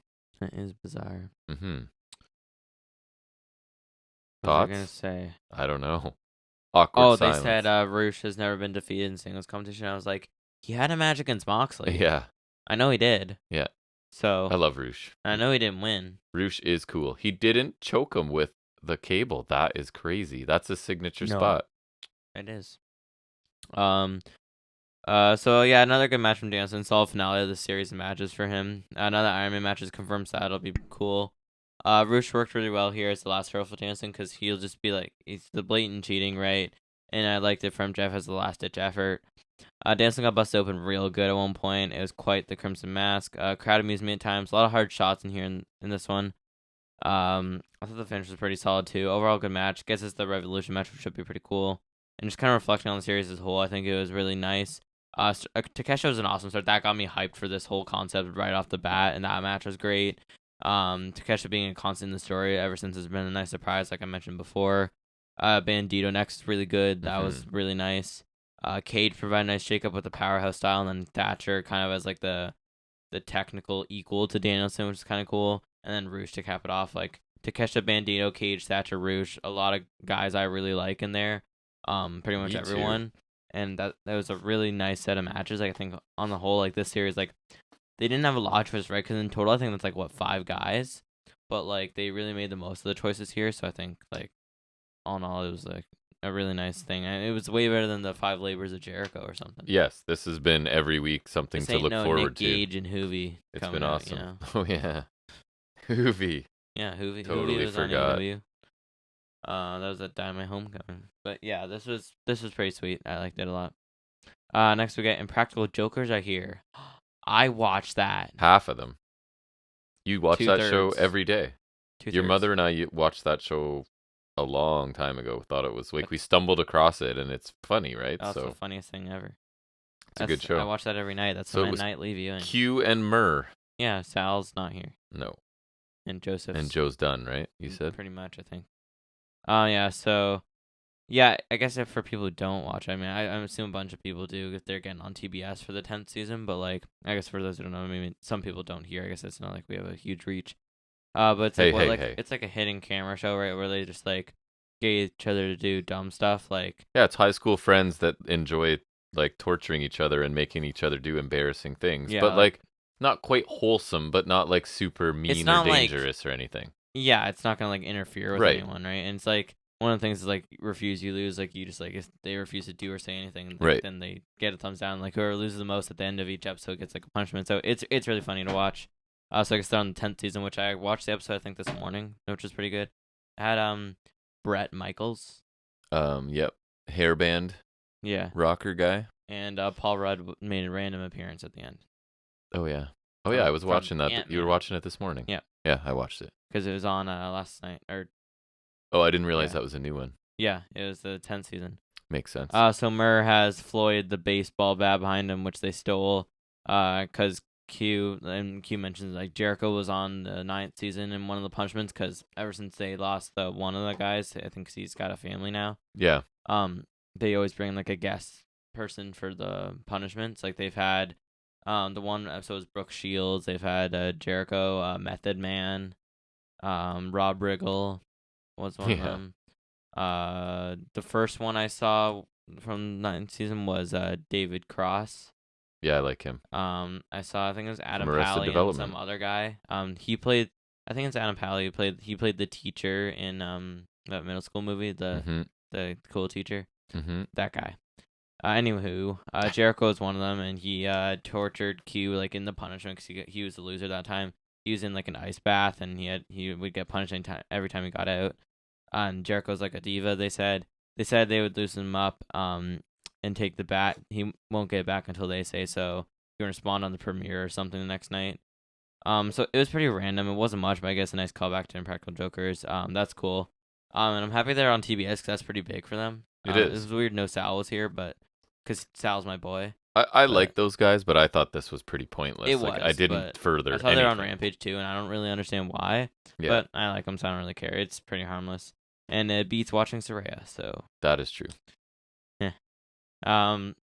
Next we get Elite versus AR Fox and Top Flight for the. And I think you titles. said it too. We kind of forgot this match was on here, right? I yeah, did forget. That's great news because like, this should be awesome. Yeah, Omega's got 2 belts again. So it begins. Right. So it begins. Why couldn't he have held the U.S. title 2 years ago? Like, I don't know. That would have been cool. Sure. You know? Okay, keep going. It would have been cool if he had the IWGP belt, because that would have been cool. Okay. So, great to TJR here, because I didn't want to take notes. Partially because I want to watch, and partially because I'm lazy. Good old John. Takes good notes, that guy. Yes. So Matt made a tag against Darius with the Young Bucks hitting that, like, the gut buster and then, like, the neck breaker, back breaker kind of thing, like, where he's on the knee. Fox and Omega are in the ring later on. Omega hit a clothesline. Omega working over Darius with chops, and then he hit a corner splash, and Bucks hit kicks at the same time, like the elbow. And then the backbreaker on Darius leading a commercial break. Back in the ring, Matt was in the ring with Darius. There's a standing Spanish fly, or was it standing? Like a split-legged that Fox did? I don't know. It Yeah. says Matt and Darius, but I don't know. Well, so that was, remember, I think I went back so you could see it. Yeah, He did a split-legged. I think it might have been Fox. I don't know. Nick tagged in. He went for a splash. Darius got the knees up. Omega in the ring.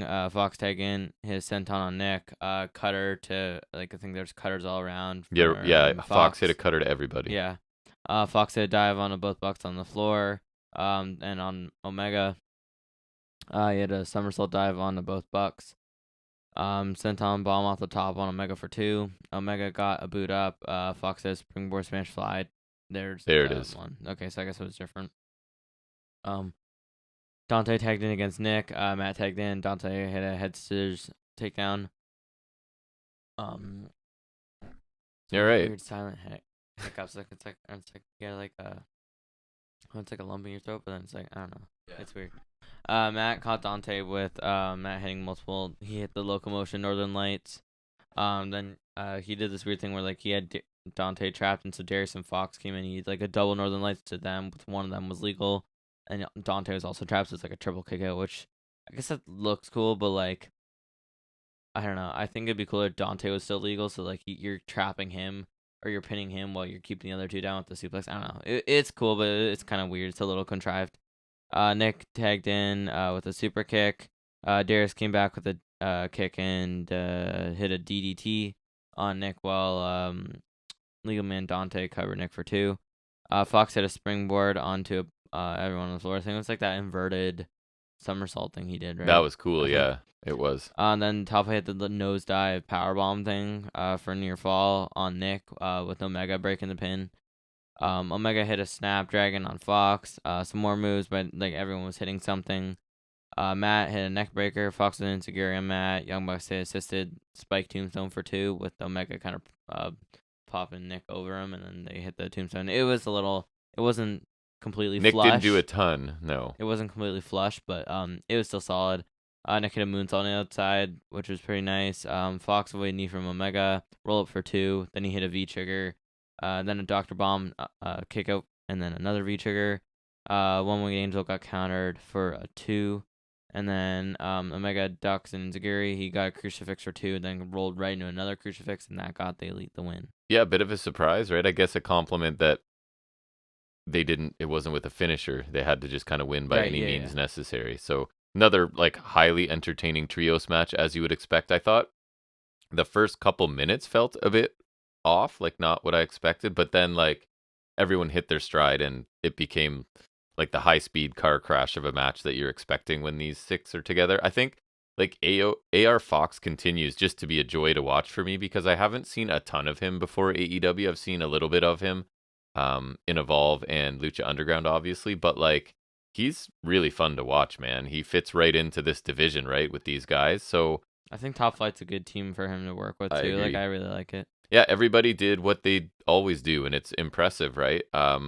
The roll-up finish, again, I think is a compliment to Fox and Top Flight just to sort of keep them looking strong. And this was the third, like, I think, excellent match on this show, and the crowd was super into this one. So that's 3 awesome matches in a 2-hour show. That's pretty good. Mm-hmm. Yeah, it was a really fun match like you would expect. At times they have a lot going on, but it makes it entertaining to watch. Fans of ref control and tag rules won't have the best time. Correct.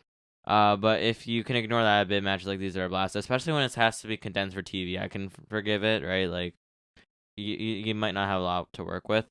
And there's some really sweet sequences, especially the bit where everyone hits something. That's a standard, but that usually ends up being really hectic and fun to watch.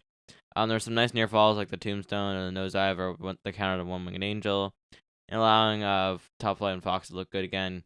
Because they got a solid amount in, and Omega had to win with a roll up because he couldn't get the One Winged Angel like he tried to, which makes them look solid too. Another fun trios match, great division so far. Like it's really fun, even in the wake of the best of 7. Yeah. So this and you don't really see cool. it. We don't see it anywhere else, right? Mm-hmm. Like nothing. Not like this. No. And Top Flight and Fox were a fun trio for sure. Next we got a quick hook package. It was like a highlight reel kind of thing. It was weird. Like it's like, hey, remember him? He's the FTW champion. Okay. That's basically what it was. Yeah. Or highlight reek, I guess. I guess. That's what I wrote. And I guess to transition to Stokely, right? Was the other. And we cut to a Hathaway interview, and he says all the firm issues are because of Hook, and he rhymes them off. And Hook appears behind him and kind of puts him in an arm hold, like kind of threatening, and like, he's like, cautious with those words. Yeah, I could barely hear him. Yeah. I don't think that's entirely his fault. It might have been some miking issues. I think so too. I'm glad they tacked on the Hathaway bit because the package by itself would have been like the NXT bits or like the PLE bits where like it's just like what? Yeah, exactly. Yeah, I don't know. It was fine. It was super quick. Does that mean Hook's facing who? Hathaway. I doubt it, right? But I guess he already beat Moriarty. You mentioned so. Big Bill. Could be the monster. I don't know. Anyways, yeah, it was there. Didn't really add much for me. Next we get the Guns versus the Acclaim for the tag titles. Main event time. Main event Guns. Weird that this is the main event a little bit. Yes. Like, and one of my first notes was like, this is a tough spot to have what turned out to be a pretty standard tag match after the trios match that the crowd was like nuts for, right? Puts them in a tough act to follow, as they say. Mm-hmm. Yeah, and there wasn't a lot going on. Like, there were some corner tops from Bones on Colton. Catcher hip tosses Austin, then Claimed hit the Scissor Me Timbers. Bones got a nice hot tag flurry. He did. That was the highlight for me. Yeah, he went for a rolling elbow, but Austin pulled the ref into the way just in time, so he clocked the ref. And then Good Austin ref hits bump. a quick draw. Yeah, it looked pretty good. Yeah. And believable, he could have been out for a while. Austin went to grab a tag belt, aiming to take up Bones with it. But Billy Gunn comes to the ring and picks Bones up, pushes him out of the way, catches Austin trying to hit him with the belt. Then Colton comes in and takes Billy out with the other belt. Get back in the fight, and Colton gets taken out. Austin gets hit with the arrival and the mic drop. They have to go revive the ref, so they get a slow count for 2. Colton pulls Bones off the pin. Then the finish comes on Bones, rolls up Austin, and O'Connor roll for 2. Gets pushed off, belt shot. Austin rolls him up. New champs. Yeah. I felt like it was going to happen, but I didn't. I thought it was because Billy was going to get involved to help his sons, but it was kind of the opposite. They won despite their dad getting involved or whatever. I don't know. I thought Bowens looked good during his flurry that you talked about, but it didn't feel like a special main event, right? By the end, it wasn't bad, but a main event with a title change shouldn't be the 4th best match on the show, and I think that's pretty true in this case. I'm not sure why they decided to change the champions here, but FTR. I guess there's a payoff coming. I thought it was a below average main event that paled in comparison to several matches on the same show. Mm-hmm. But it wasn't awful, but not great for sure. Yeah. As far as main events go, this was not the best. Not necessarily a really bad match or anything. It felt really underwhelming for a main event. Mm-hmm. And it felt really short too. Like, it felt really like I think it was 11 minutes for a tech. It really didn't feel like there was much before all the shenanigans. Like, I didn't note much, and it really didn't feel like there was a lot. There wasn't. It was standard. The shenanigans were kind of messy until the finish. Like, that kind of turned out okay. But and I feel like the Guns of Champs is a questionable choice in any capacity because they're not that credible right now. No. I did love the FTR funeral segment, but other than that, they're the same boring Guns I don't care a lot for. Just maybe I'm slightly less negative now. Yeah. I guess if FTR come back, it makes more sense for them to be the Guns or a heel team than they claim. But I don't care. It could be the Acclaim. I don't care if FTR face the Acclaim. That works. I would have liked that better way before. Yeah. Jarrett and Lethal, or pick a team that isn't the Guns and have the Acclaim lose them at Revolution or something. Like, Guns are just a really odd choice for me for any reason. I agree. Okay, match didn't need to go on last. I feel like it's a product of the planned result, if anything. Mm-hmm. Yeah, we'll see. I guess what happens next, but I didn't think it was the main event of this show by any means. But overall, I guess there were some things on this show that I didn't love. Right, the Jazz Gauntlet match, the women's match, the main event kind of underdelivered. Soraya Storm segment wasn't very good. But at the end of the day, right, this episode also had 3 excellent matches, and I'd have to say I still enjoyed the show overall. I don't think it's quite an A show based on there wasn't really a standout segment. Like the MJF promo was one of my least favorite of his probably. So it's a B+, a really solid show, mostly on the strength of 3 awesome matches and then some other stuff as well, but a B+ for me. Mm-hmm. You? Yeah, I thought the opener was great. Women's match, not great. Then Roosh, Danielson, and the trios match were pretty awesome. And the main event was Yeah, so Jazz wasn't great either. Yeah. Oh, yeah, I forgot that I was even there. Jazz wasn't great either. MJF was solid. Impractical Jokers was there. Joe was good. Soraya, no good. No good. Joe, good. None of the segments really stand out, and the matches were pretty good. So I think B+ is fair. It was a pretty solid show. Yeah, if one thing was a lot better, that's an A- maybe, right? Yeah. It's that kind of close. Mm-hmm. All right, cool. So now we will wrap that up and move into some wrestling trivia in our segment called Off the Top of His Head.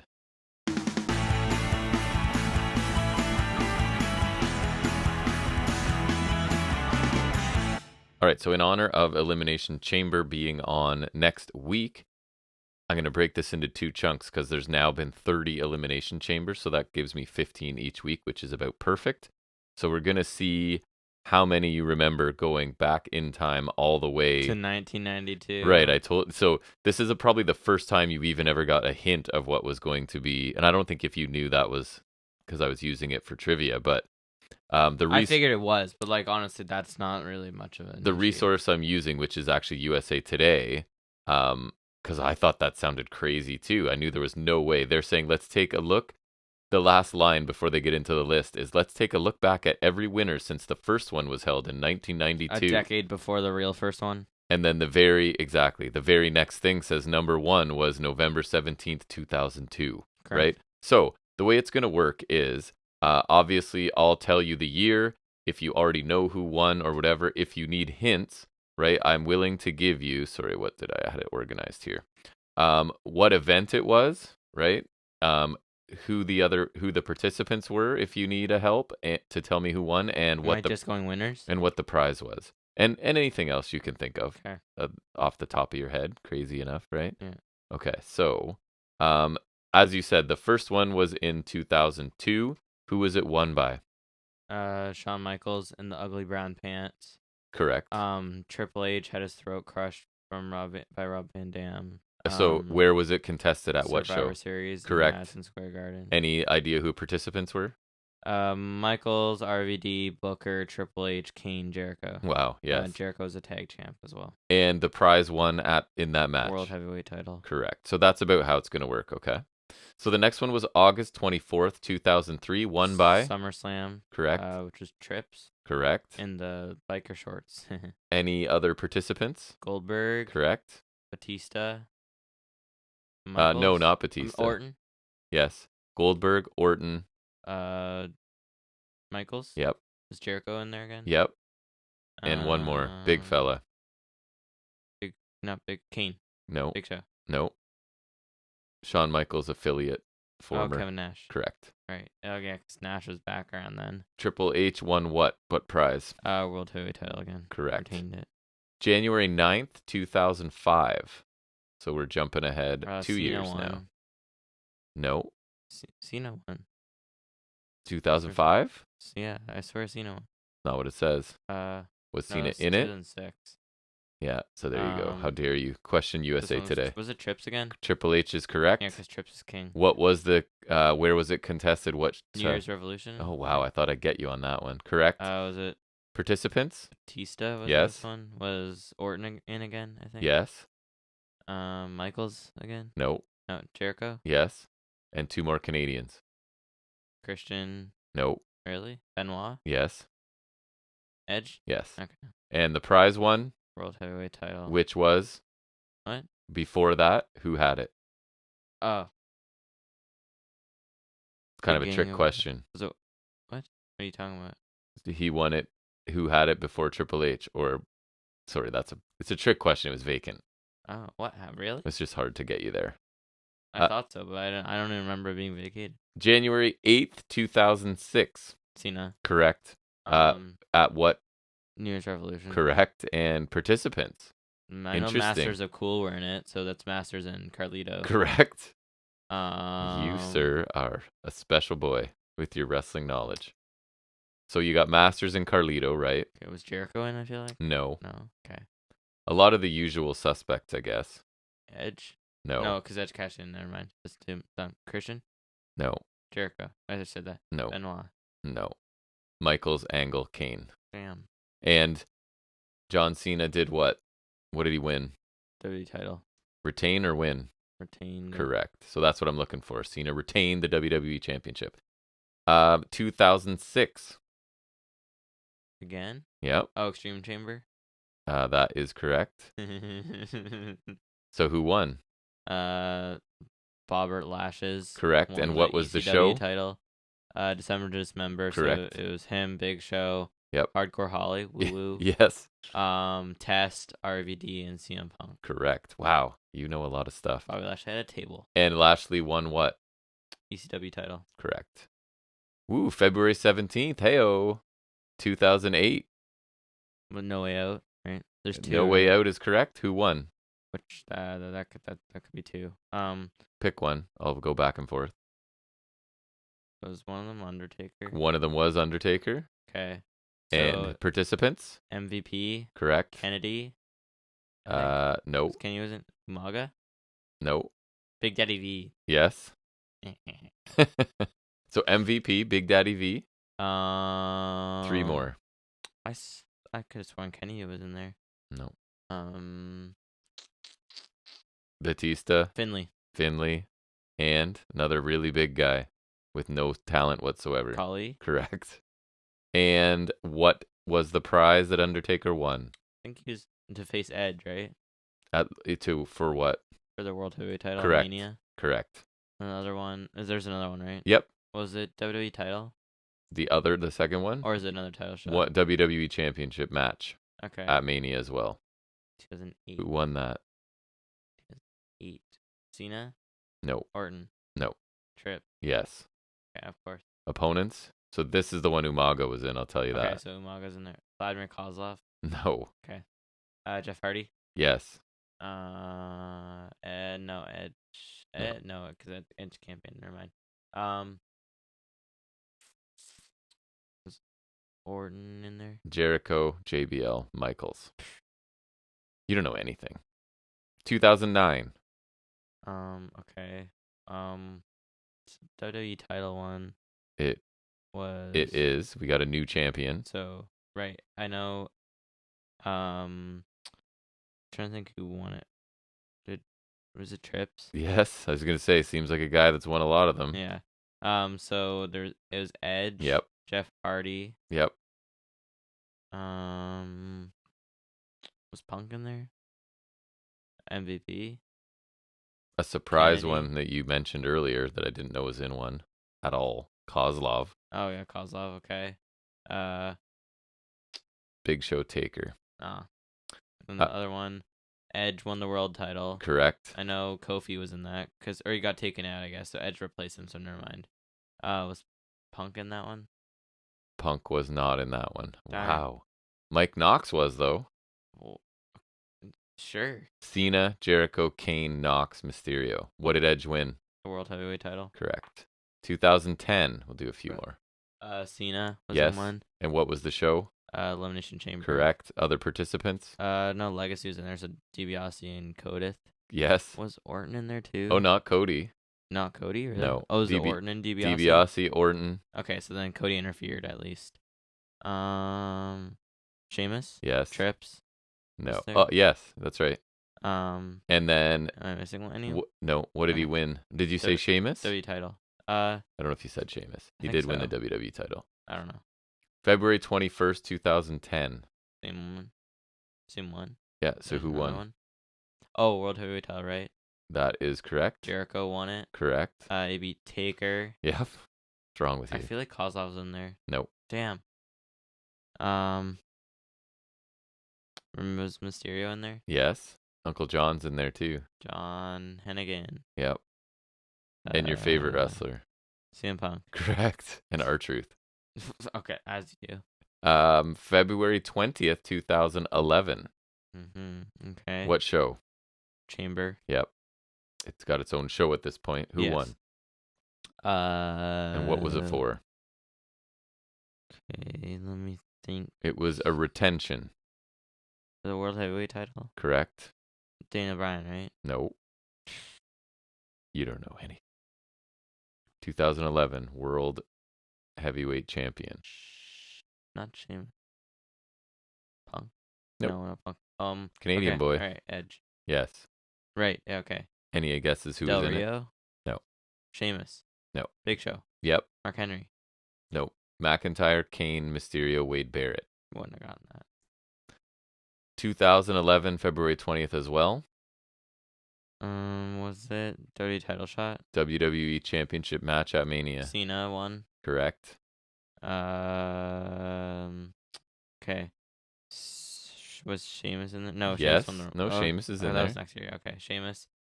Punk. Yep. R-Truth. Yes. Two more. Uncle John again. Jonathan was there. And Randall Keith. Oh, Randall Keith. Yep. We'll do two more. So 2012, February 19th. No, Daniel Bryan won. He retained the world title and won. Hold on, let me go to that one then. That is correct. He did. I think Khali was there. Yes. Barrett was there. Yes. Mark Henry was there. Nope. Not Mark Henry. Santino. I knew Santino, yes. Codith. Yeah, I knew that too. And then Large Show. Large Show, right. Okay, and then Punk. Correct. Retained against R-Truth. Yep. Kofi. Yep. Evan Bourne? No. Damn. You I knew it was crazy. mid-card people in there, so shot my shot. Okay, let me think. Yeah, this one guy might have been mid-card at that point. I can't remember. He goes up and down, sort of. Ziggler? Obnoxious heel. Ziggler's in there. Yeah. Probably a higher profile than Ziggler. Miz? Yes, exactly. Good hints I give. So Jericho, Ziggler, Kingston. Jericho. Okay, that's the one I was R-Truth, Miz. All right, so you can do one more. Okay. February 5th, oh no, you did that one. You got Danielson already. So we'll pause it there because that'll leave me with half of them for next week. Good job. You know a lot of stuff for some reason. Yeah. Anyways, let's get back to talking about wrestling, where we look at some things we liked and didn't like from other shows we watched, and that is called Highspots and Restholds.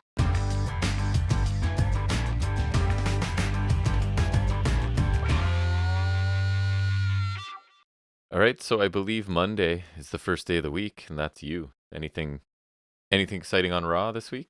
Or awful? Highspot, which is kind of being mean.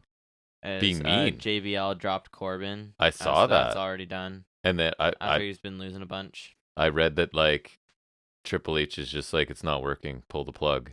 And I don't know what whatever I was reading was Corbin's not a wrestling god. There's no real plans for Corbin.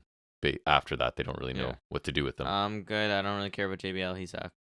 I'm not a fan. He was mean tomorrow. He was mean tomorrow. He was a cool champion though. And then another high spot was Cody and Paul Heyman segment was solid. I saw. Yeah. I saw a bit of it. You did? Nice.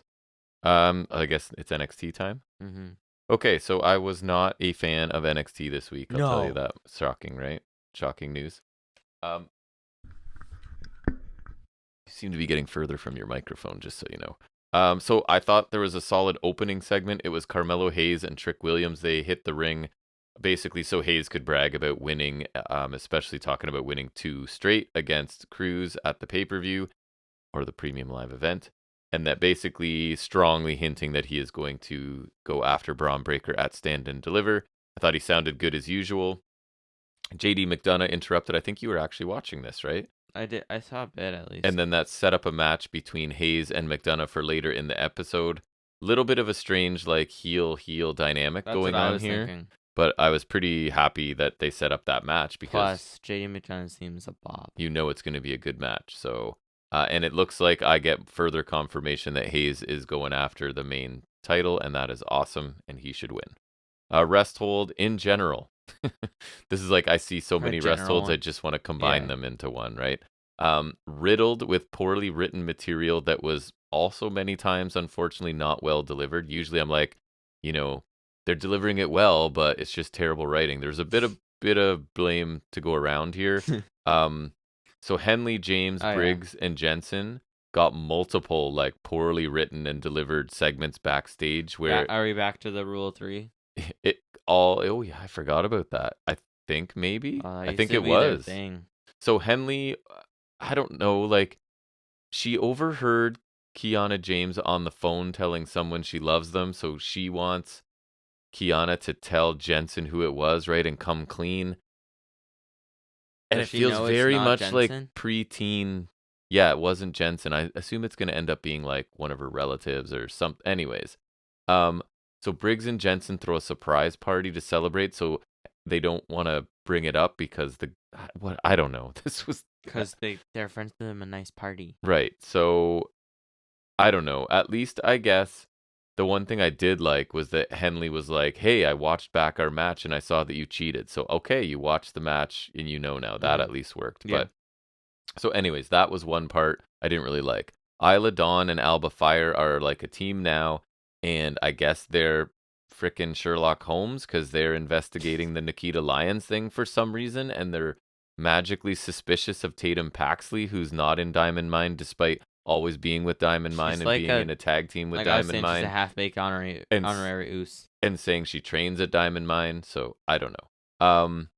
Carter and Chance are mad about losing their tag titles, and they have like an awkward interaction with Roxanne Perez. Yes, this is what I was talking about, because they were like so like Carter really, sounded like they were awful. Like Mean Girls, and it was like it was so bad. Yeah, it was really bad. Really... It was really weird. I thought not Katana Chance. Like to be fair, they were both equally bad. Like it was just it felt really unnatural to me, and I don't watch a lot, but like just to me, it felt really unnatural. So it ends up setting up a future tag team match between them, and we found out later in the show that Perez's partner is going to be Meiko Satomura, which is cool because she's nice. cool. So We're excited a match, right? And then we had one where it was the final segment of the show. They went with Ding Dong Hello instead of a match as the main event.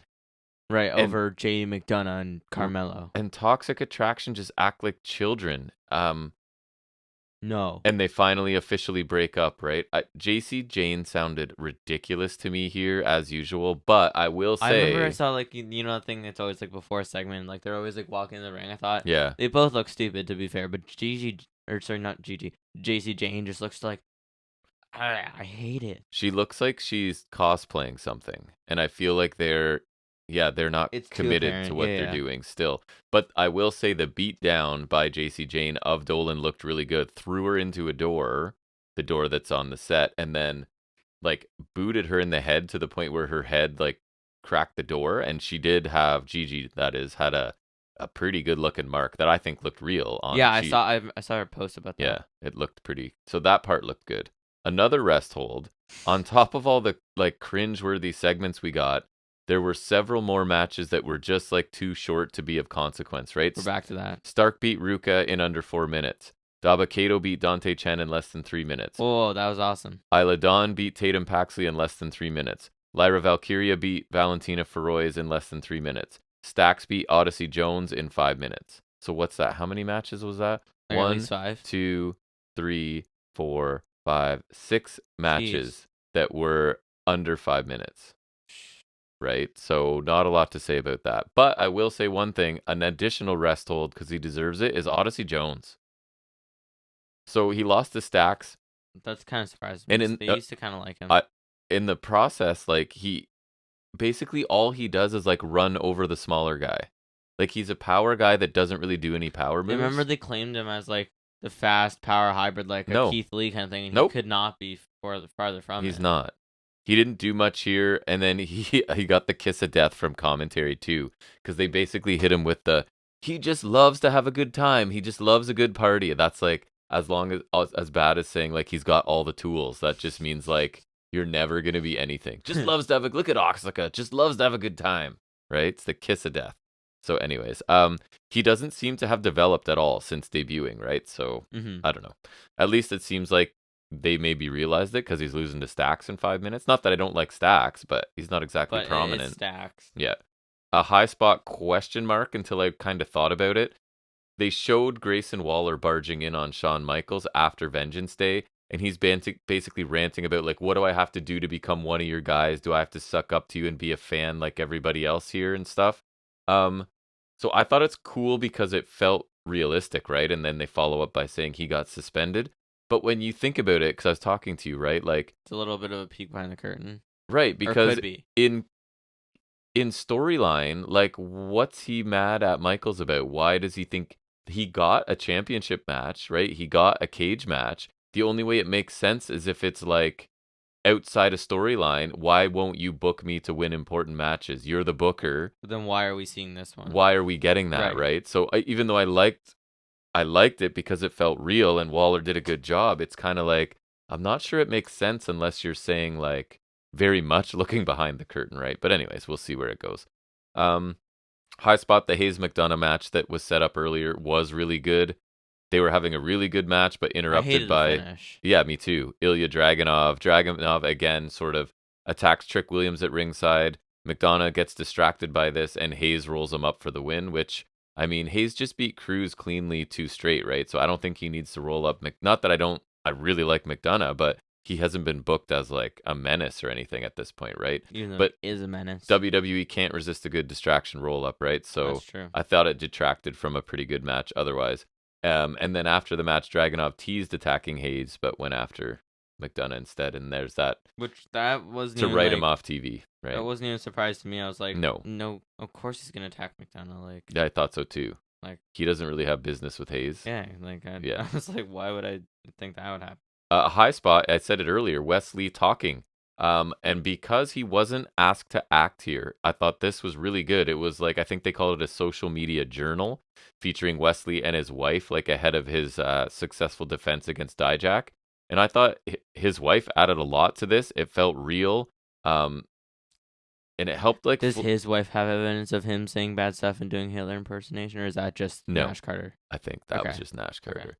It kind of helped flesh out Lee kind of as a person, right? And not just a guy trying to act and recite poorly written lines. It was basically his wife, you know, how she supports him and he's had to fight for everything and this is what he loves. And just, you know, real stuff that was actually really helpful because Wesley, anytime they ask him to act or cut a written promo, I'm out pretty much. Highspot, Tyler Bate quickly challenged Grayson Waller for Waller's disrespectful treatment of Shawn Michaels. Really short, but Bate sounded sincere, kind of like doing the whole like Shawn Michaels has inspired a lot of people here. How dare you? How about you try and disrespect me in the ring? So I thought it was a cool little idea. He was suspended. When he comes back from suspension was basically it. Another high spot, Pretty Deadly and Chase U, I thought had a solid tag team match. It wasn't spectacular, but it ended with another distraction because Thea Hale had run into Tiffany Stratton earlier on. Yeah, that wasn't good. So Hale came to the ring screaming about someone coming after her, and then Hudson went down to check on her, and Pretty Deadly hit spilt milk. At least it wasn't a roll up with the distraction to get the win. They pinned Chase, I believe, and then you get Gallus staring down Pretty Deadly from the balcony. So I guess that's where we go next, right? UK feud. What? So Gallus are baby faces? Question mark. I don't know.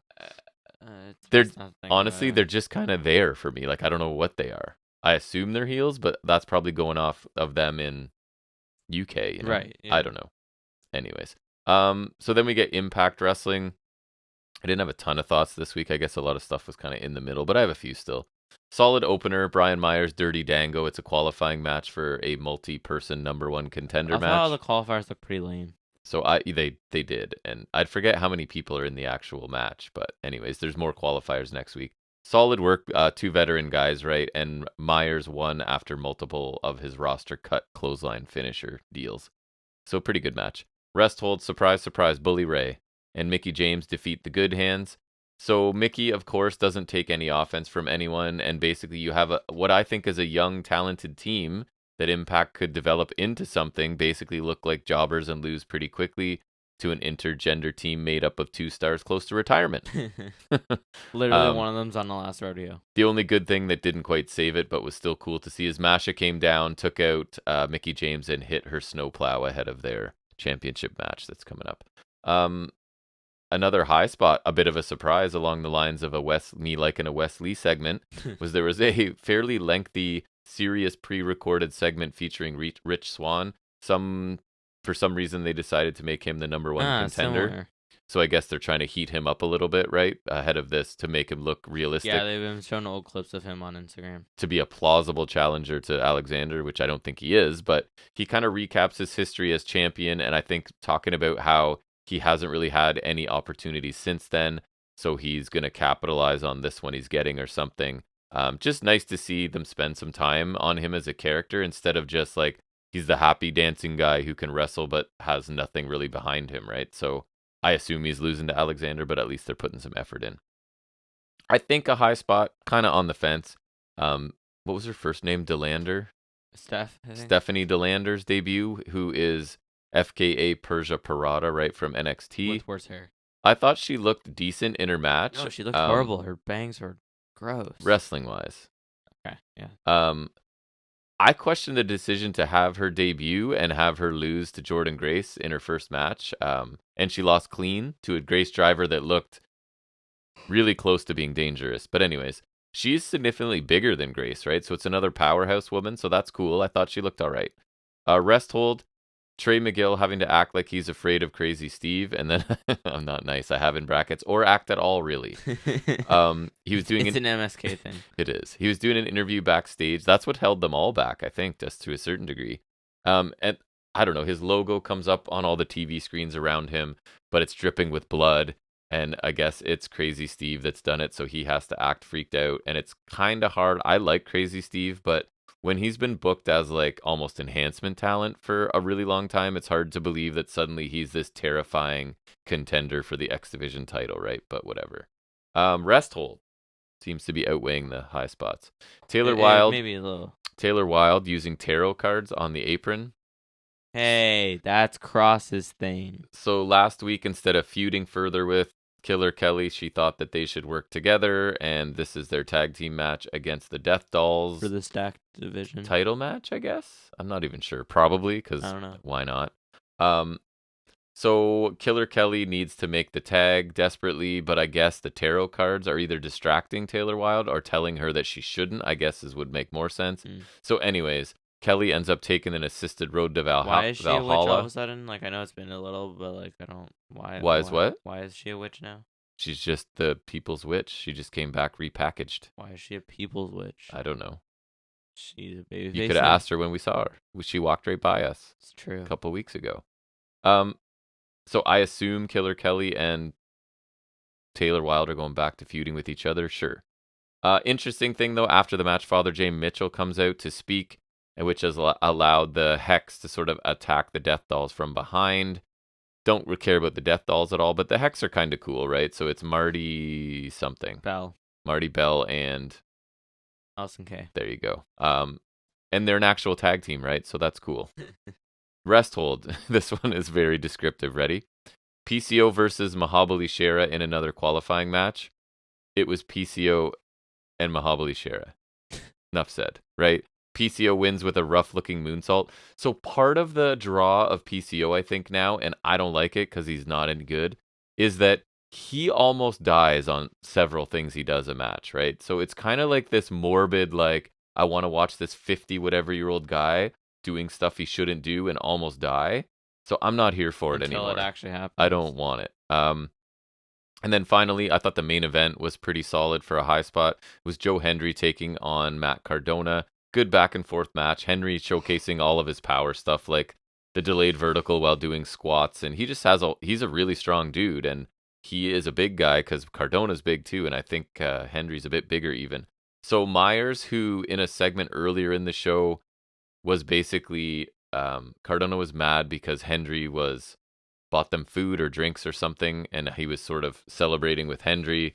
And anyways, Myers ended up costing Cardona this match because he accidentally hit Cardona with the roster cut when Hendry moved out of the way.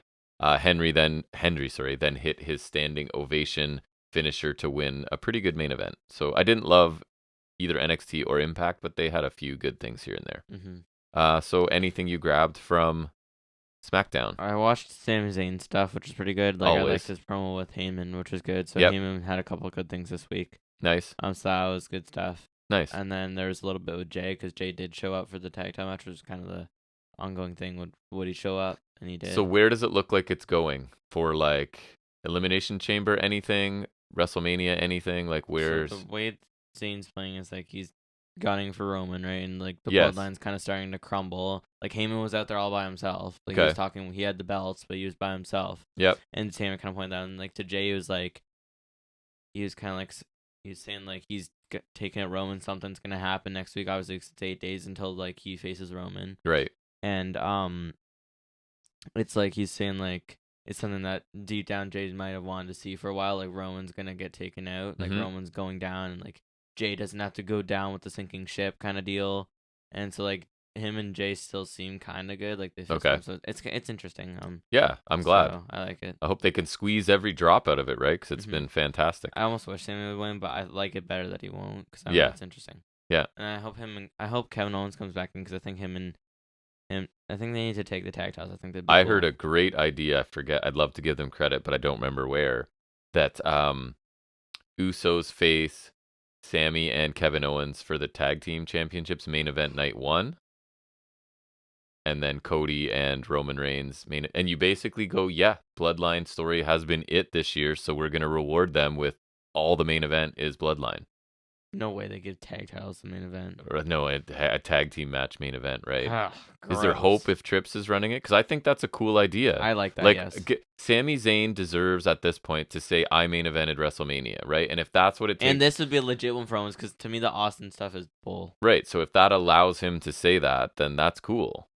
So I don't know. And I thought it Usos was. are the team. So They are. They're Roman's like gonna get the main event regardless. Right. With Cody. So I think it's a cool idea. I will want. Them You're to on do board? That now. I like that. Me too.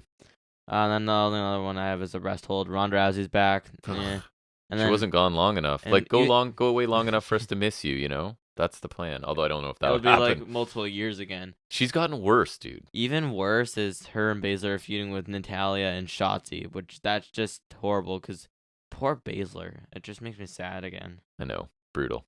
It's horrible. So that wraps it up. Yep. Did you say you had figuring it out a bit? Yes. Okay, so we will transition into the final segment. Jack will give us a little update on some wrestling action figures in Figuring It Out with Jack.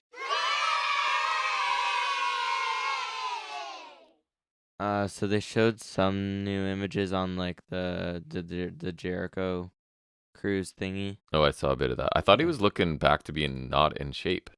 I thought he seems to fluctuate quickly. A little bit. That guy, yeah. So they showed a couple new lineups too, cause there's some I guess instance in the hiatus they changed some lineups around. Like so on Match Series 9, like I think that O'Reilly and Cole were supposed to be there, they're not anymore. So now it's why not? I don't know. I'm mad. Alex Reynolds, the entirety of Blackpool, so all 4 of them, Yuta, Moxley, Claudio, Danielson, and then Jamie Hayter's in there. Mm-hmm. It's weird there's 7, so there's those 6, and there's Captain Insano. That makes a lot of sense. You know? Yeah, Big Show. Yeah. Okay. I remember. I actually remember that bit. Okay. And then the update on Rival 14, another one that saw some shifts, which is also a 7. I guess maybe that's the byproduct of the shifts. You got Ricky Starks, Swerve in Our Glory, Acclaimed, Billy Gunn, and Tony Storm. Keith Lee dead, I guess? I guess. He seems like gone. He's buried in a shallow grave with Miro and Andrade and a few others. Well, Andrade was injured, I think. Yeah, I think so. Suspended for a bit. And then there's some renders. There's Danhausen, which we've already seen. Then a new Darby Allin, which doesn't look a whole lot new. Like the face paint and slight body paint looks similar. It's just I think it has the spine tattoo now and the arm tattoo. So I mean, it's still cool. I'll get it because the Darby figures are pretty sweet. They always feel nice, and the face paints. They are nice. Always a W. You know what I just remembered when I just said Keith Lee died? Who did I say that and then they died? Was that Brody Lee? I gotta be careful. That was Brody Lee. Oh, I felt bad about that. That was like a week or two before. Yeah, he was gone. It was like, "What, did you die or something?" And he died. Yeah, that was horrible. Yeah, that. Thank God you didn't say anything about Jay Briscoe. As soon as I said the part about they're buried in a shallow grave, I was like, "Wait, I think I remember I was gonna try not to do that anymore." Yeah.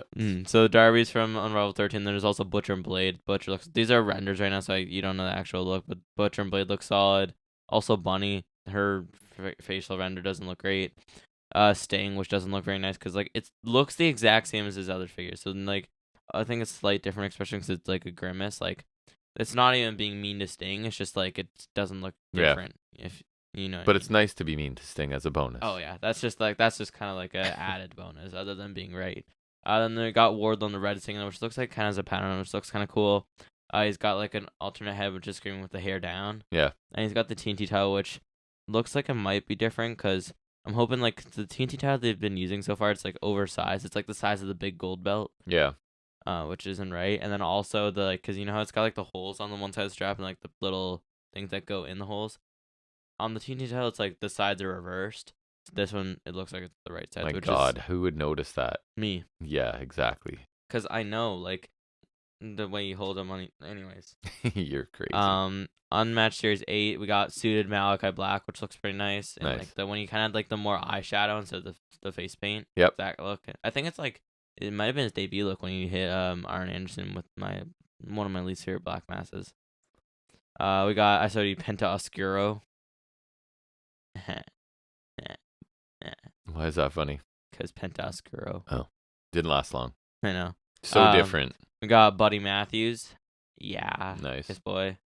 He looks pretty buff. It looks nice. Black shorts. I like it. He's got the alternate head with the mask on, so that's pretty sweet. It looks nice.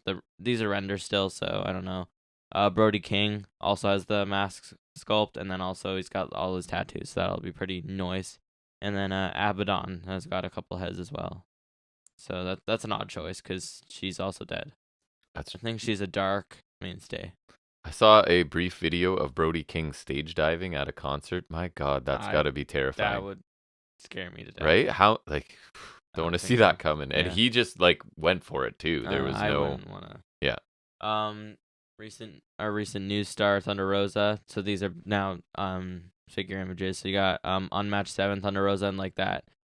I think it was the X-Men looking gear she wore. It's like the black lightning on it, and like black and yellow with the lightning look. She's got like the half Mexico, half America flag that she has. So that exists. Hook. He looks okay. He's got like a weird thigh cut. Like usually, I think like in the one YouTuber I saw said, and now I notice it's like because like they have the thigh swivel. They did it like right before the bottom of his shorts, but I feel like you should do it like under his shorts so it looks like more flush. Right. And so that's weird. Then you got Pac with like it's the same as his last figure. It's just got red details instead of the white lines, and then the different head scan, which looks okay. I showed you, it looks kind of weird, but I think it's a little better than last time. Like the likeness is a little more there. And then you got Penta in the black, white, and red, which looks pretty nice. Penta's always nice, so I'll definitely get that whenever I find it because it's Penta. But surprisingly, the Phoenix looks better because it's in like this white, black, and gold. It's got like some gold details, and it's got like these the Phoenix logos with like the zebra pattern and the black and silver, and then the tights and the kick pads are largely in white, which we haven't gotten yet. Right. I like when he's got the white kick pads, so it looks really nice. Like I really like the white gear. It's really nice. White gear is always nice. It's largely white, so it looks really nice. It's really clean, and then they put out renders for the Supreme Series 3 Lucha Bros. Getting those out for pre-order, and then our local Walmart had a few new elites. It's just the Survivor Series ones. They had a few of the WandaVision Becky, and they had Ultimate Warrior, and then I got the Team Raw Captain AJ Styles. You did. Because new AJ, why not? And you got a torso of someone, didn't you? I got Rick Rude's dismembered suited body. Nice. Maybe I'll get the rest of them for Rick Rude, but the only one I might get into the series is they have Chosen One Drew McIntyre. So that's funny. And what body part of Rick Rude do you get with him? I feel like he's the one that comes with the two heads because it's Rick Rude like from DX, right? So it's you get him with the bearded. Obviously, you get the bearded best head. known for. Yeah, well, because the Bill figures tend to be suited, right? Yeah. So you got the bearded head and the mustache head. So mustache is classic. Mustache is when he went to WCW after DX because beard was DX Rick Rude. Right. And then in 1992 when he faced Masahiro Chono at Starrcade or Halloween Havoc, he had no facial hair. Crazy. Yeah. Is that it? All right, well, that's going to wrap up episode 133. Funny enough, it does. I'll say it again. Worst of is in the works. It's ready. It's not my fault this time. Having time. It's partially my fault because I forgot, so it's not completely my fault this time. But we still have plans to get down here and do it. We got a long weekend coming up. It'll just be late. So we might be able to get it done then. But anyways, again, what's that? Is your birthday part of that? Correct. Friday? Friday, yeah. So, yeah, if you're a new listener, again, thanks for checking us out. Hopefully you'll come back, and we will definitely be back here next Saturday again for episode 135. 135, that's crazy. We've done a lot of them. And starting to grow a little bit, so that's cool. But anyways, thanks a lot for spending any time with us listening to Wrestling Talk. We'll see you back here next Saturday, and until then, take care.